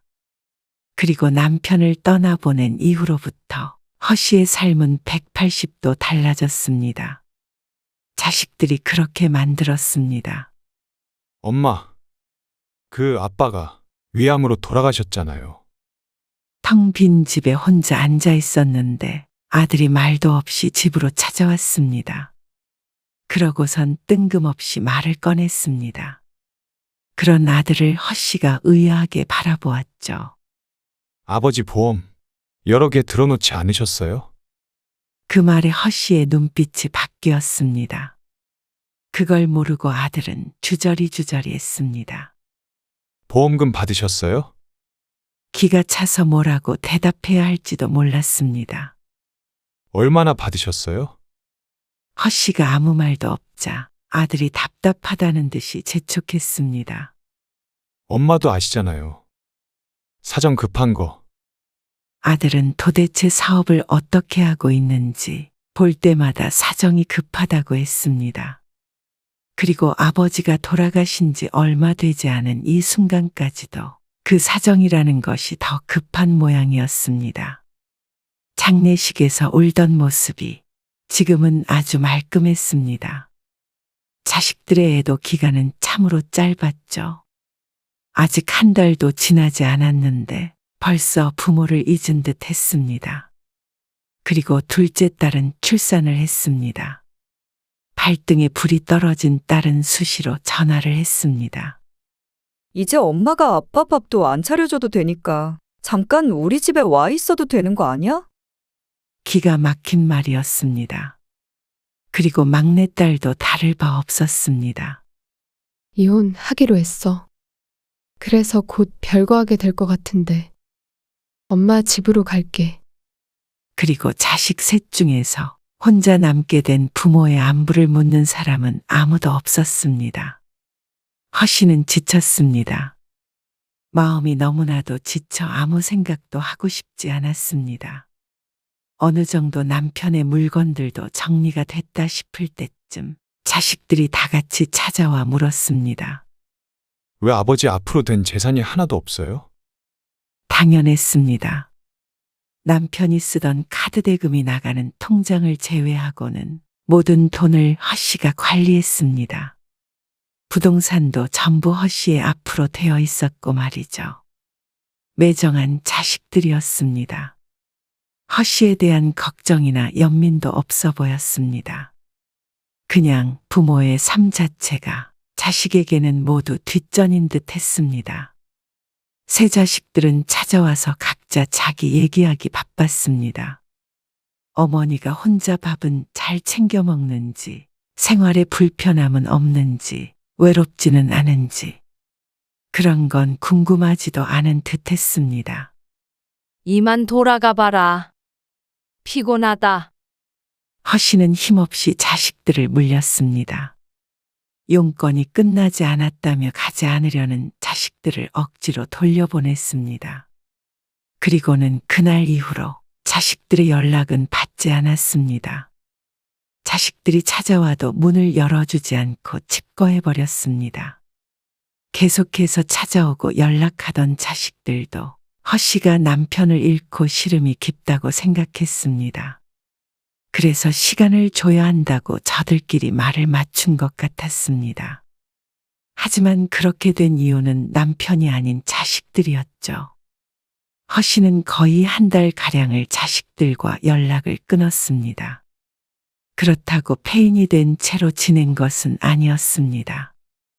밥 잘 먹고 잘 자고 가끔은 외출도 하고 지냈습니다. 다만 생각하고 또 생각했습니다. 그리고 자신의 지난 삶에 대해 되돌아보았습니다. 사람이 깊게 고민하다 보니 깨달음이 생겼습니다. 내 인생이 어디에도 없었구나 하고 말이죠. 허씨는 가장 먼저 이 집을 팔아야겠다고 생각했습니다. 허씨는 한 달 내내 머리가 터지게 생각한 결과였지만 자식들에게는 갑작스러운 일이었죠. 이사를 하신다고요? 부동산에 내놓으셨어요? 그래. 팔리는 대로 이사할 거야. 어디로요? 경기도로 갈 생각이었습니다. 그래도 태어난 곳이 수도권이라 더 내려갈 생각은 들지 않았습니다. 지인들도 거의 근처에 있었고 말이죠. 그러자 아들은 눈을 빛냈습니다. 그러면 차액이 좀 생기겠네요? 아들의 머릿속엔 오로지 돈밖에 없는 것 같았습니다. 그런데 아들은 정답을 말했습니다. 허 씨가 경기도로 이사하려는 것도 그 때문이었습니다. 그럼 남은 돈, 저희도 좀 나눠주세요. 돈을 맡겨놓기라도 한 듯이 말하는 아들. 하지만 허 씨는 눈 하나 깜빡하지 않았습니다. 그러면 좀 떼줄 테니까 네가 엄마 데리고 살래? 그러자 아들이 눈을 동그랗게 떴습니다. 생각지도 못한 질문을 들었다는 듯한 표정이었습니다. 갑자기 그게 무슨 말씀이세요? 갑자기가 아니고 네 아빠도 없이 혼자 살기 무서워서 그래. 그러니까 아들이 허 씨의 눈을 슬금슬금 피했습니다. 선우 엄마도 있고, 제가 혼자 결정할 문제는 아닌 것 같아요. 그러더니 아들은 서둘러 돌아갔습니다. 본래라면 징글징글할 정도로 돈 타령을 했어야 했는데 말이죠. 그리고는 한동안 방문이 뜸했죠. 허 씨의 집은 내놓은 지 얼마 되지 않아 금방 팔렸습니다. 이사 날짜를 넉넉하게 잡고 새로 살 집을 알아보러 다녔습니다. 교통이 나쁘지 않은 위치의 작은 아파트를 살 생각이었죠. 엄마, 이사하면 우리 애를 어떻게 봐준다는 거야? 나 얼마 안 있으면 복직해야 해. 엄마가 언제 애 키워준다고 했어? 못한다고 몇 번이나 말했잖아. 그럼 나는 어떻게 하냐고. 나도 봐달라고 몇 번이나 말했잖아. 나도 일해야지. 부모가 둘이고 애는 하나인데 왜 못 키워? 그게 쉬웠으면 애초에 부탁도 안 했겠지. 엄마는 딸 걱정되지도 않아? 손주 보고 싶지도 않고? 걱정되지 않느냐는 말을 딸의 입으로 들으니 기가 찼습니다. 아무래도 역지사지가 안 되는 것 같았습니다. 엄마는 일도 안 하면서 애 좀 봐주면 어때서 그래? 그러는 너는 일도 하는데 돈 벌어서 도움 있어. 왜 그렇게 매정해? 그리고 소진이도 난리 났어. 소진이 이혼하면 같이 살기로 했다며? 그렇게 갑자기 이사해버린다 그러면 어떡해. 소진이 엄마 따라서 이직해야 되나 걱정하잖아. 왜 이렇게 중요한 걸 자식들이랑 의논도 없이 결정하느냐고. 같이 산다고 한 적 없다. 너희 인생은 제발 너희가 알아서 살아. 그리고 허 씨는 이사를 했습니다. 남편이 살아있을 때 사놓았던 오피스텔 하나는 남겨놓았습니다. 다달이 생활비는 들어와야 하니 말이죠. 혼자 살기 딱 좋은 경기도의 소형 아파트를 사니까 차익이 10억 정도가 되었습니다. 서울에 있는 집값이 꽤나 오른 덕이었습니다. 투자를 하든 어떻게 하든 나중 문제였고 일단 모든 돈을 통장에 넣어 놓았습니다. 그러니까 이제 아들뿐만이 아니라 딸들도 난리가 났습니다. 정말로 이사를 해버릴 줄은 몰랐던 것 같았고 또 그만큼 많은 돈이 생길 줄도 몰랐던 것 같았습니다. 이제는 돈 타령이 시작됐죠. 허 씨는 자식들의 성화를 전부 무시했습니다. 이젠 자식들을 알았습니다. 부모만의 사랑이었던 것 같았습니다. 정작 사랑받은 자식들은 저들밖에 몰랐습니다. 어떻게 하나같이 다 그런 줄 몰랐습니다. 남편의 말처럼 그렇게 키운 탓일 테니 누굴 원망할 수도 없었습니다. 허 씨는 새 집에서 새 삶을 시작하기로 했습니다. 어디로 이사했는지조차 주소를 알려주지 않았습니다. 어째? 때깔이 고운데? 그래? 10년은 젊어 보이네. 혼자 사니까 더 좋은가 봐. 그러게. 웬일로 소고기를 먹자고 불러? 그냥 나한테도 좀 쓰면서 살려고. 로또 맞았어? 그건 아니었습니다. 늘 그 정도의 여유는 있었지만 아끼는 게 자식들을 위한 길이라고 생각하며 살았습니다. 그래서 남들 눈에는 궁상맞아 보인다는 것도 모르고 살았죠. 하지만 이제 그럴 필요가 없었습니다. 만약 허씨가 달리 보인다면 그건 혼자 살아서가 아니라 자식들과 떨어져서였습니다. 허씨는 더 이상 자신에게 아끼지 않았습니다. 좋은 옷 사입고 좋은 거 먹고 스스로의 삶의 질을 올리기 위해 노력했습니다. 요즘 운동도 다녀. 무슨 운동? 매일 30분씩 나가서 걷기 하고. 아, 그저께 헬스장도 등록했어. 헬스장? 그 말에 친구들이 다들 놀랐습니다. 이 나이에 무슨 헬스장이냐면서 남사스럽다고 했죠. 모르는 소리야. 헬스장 가봤어? 60대가 절반이야. 뭐? 정말? 그건 사실이었습니다. 허씨도 보고 놀랐으니 말이죠. 어떻게 운동해야 하는지 모르기에 개인 레슨도 한 달치를 끊어 놓았는데 허씨 같은 사람들이 여럿 있었습니다. 요즘은 살을 빼기 위해서가 아니라 건강하게 오래 살기 위해 운동하는 중장년이 많다고 했습니다. 친구들에게 한 말은 과장이 아니었습니다.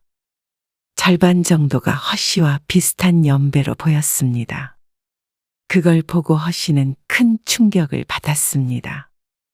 자신이 얼마나 우물한 개구리처럼 살았는지 깨달았습니다.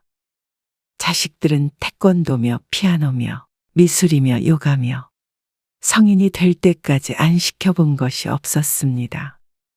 원하면 뭐든 배우게 했습니다. 하지만 정작 허씨 스스로를 위한 어떤 것도 해본 기억이 없는 듯 했습니다. 지천에 널린 게 헬스장이었는데 무릎이 아프다 허리가 아프다 하면서도 이 정도의 운동도 할 마음에 여유가 없이 살았습니다.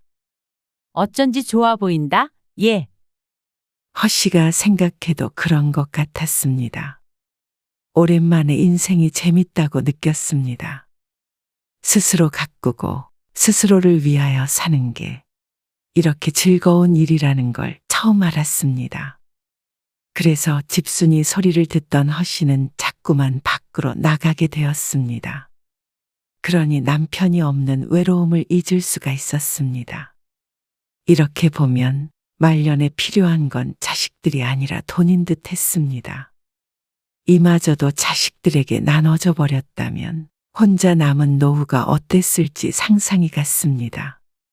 돈은 필요해도 같이 살 마음은 없어 보이는 아들이나 자기 자식밖에 모르는 둘째, 그리고 제 코가 석자인 막내까지.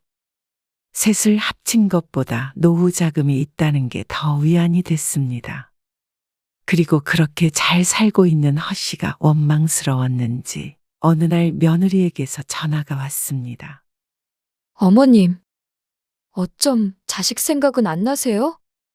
아들이 시킨 것인지 아니면 본인이 할 말이 있어서인지는 모르겠으나 어쨌거나 허씨가 도와주지 않아 힘들다는 말이었습니다. 하지만 누가 사업을 하라고 등 떠민 적도 없었고 도와주지 않은 것도 아니었습니다. 그러니 허씨를 원망하는 며느리가 황당할 뿐이었습니다. 너희 여유될 때 받으려고 전에 빌려줬던 5천만 원 돌려달란 소리도 아직 안 하잖니. 그거면 됐지. 5천만 원이요? 그래. 사업 자금한다고 빌려갔던 거 말이야. 그거는 나중에 사정 좀 나아지면 갚어라. 그걸 받으시게요? 빌려준 돈 안 받는 사람도 있니? 허씨는 전화를 끊었습니다. 평소엔 전화도 안 턴 며느리가 돈 달라 그럴 때는 참 부지런하다고 생각했습니다. 허씨는 편한 노후를 얻은 대신 자식들의 마음을 잃은 듯 했습니다. 아니, 어떻게 생각해보면 처음부터 있지도 않은 마음이었습니다. 엄마는 딸이 이혼을 해도 눈 하나 깜빡을 안 해? 엄마 집에 들어가서 산다니까. 나 복직 미뤘어. 애만 두고 어떻게 일을 해? 이게 다 엄마 때문이야? 다른 부모들은 다 자식들에게 못해줘서 안달이에요. 그런데 엄마는 여력이 되는데도 안 해주시는 거잖아요. 그게 이기적인 부모죠. 맞아. 왜 이렇게 이기적으로 엄마 인생만 즐기며 살아? 누가 그 나이에 헬스장 다니고 쇼핑하고 그러고 살아? 다 손주 키워주고 뒷바라지 해주며 살지. 젊은 우리 인생은 생각 안 해? 엄마가 너희 인생 대신 살아줘? 그만큼 해줬으면 각자 인생 살면 안 되니. 젊은 인생만 가치 있어? 엄마 인생은 생각 안 해? 60 넘으면 다 산 것 같지? 너희도 한순간이야. 눈 감았다 뜨면 내 나이 된다고. 그때 가서 너희들은 너희 자식을 위해 그렇게 살래? 100세 시대라고 친다면 아직 3분의 2 정도 온 것이었습니다. 앞으로 살아갈 날이 길었습니다. 가지고 있는 재산이 많다면 많고 적다면 적은 것이었지만 자식들에게 뿌리지만 않는다면 허씨 혼자 사는 데는 충분해 보였습니다. 자식들은 그런 허씨를 보고 이기적이라고 했습니다. 엄마는 돈 쓸 줄도 모르는 천치라고 생각했죠. 엄마 목표가 뭔 줄 아니? 자식 셋이 어리둥절한 표정을 지었습니다. 가진 돈 다 쓰고 죽는 거야. 뭐라고요? 진짜 너무한 거 아니에요? 너무한 건 너희들이야. 너희는 부모한테서 졸업을 좀 해라. 나도 너희한테서 이제 독립하련다. 자식하고 등지고 사시다가 나중에 아프면 후회하시게요. 그럼 내가 묻자. 나중에 나 아프다고 매일 전화하고 찾아가면 너희가 받아줄 거야? 내 병수발 들어줄 거야? 그러자 입을 꼭 다무는 셋이었습니다. 질린다는 듯한 표정이었습니다. 거봐라. 너희도 각자 사는 게 좋을 거다. 나중에 아픈 엄마 데리고 살고 싶은 거 아니면 엄마 돈도 건들지 말고 엄마 시간도 건들지 말어. 나도 너희한테 기대면서 살고 싶은 마음 추호도 없어. 알아서 잘 살다가 아파도 내 돈으로 치료할 테니까 너희가 알아서 살아. 제사를 지내라는 것도 아니고 부모가 용돈을 바라는 것도 아니고 허씨의 자식들에겐 아무런 짐도 없었습니다. 그러니 허씨도 자식을 위한 그 짐을 내려놓을 생각이었습니다. 아무리 죽는 소리를 해도 노후 자금을 한 푼도 줄 생각이 없었고 또 힘들다고 울고불고 해도 손주를 봐줄 생각이 없었습니다. 늙음하게 이혼한 딸 뒤치다꺼리하며 살 생각은 더더욱 없었죠. 허씨는 비로소 자식들과 분리가 되었습니다. 병수발 들 것인지 으름장을 놓았더니 그럴 생각은 없는지 잠시나마 물러난 자식들이었습니다. 그런 자식들을 위해 이제는 어떤 것도 하지 않기로 했습니다. 그럴 힘이 있다면 차라리 동네 한 바퀴나 더 도는 게 이득이었습니다.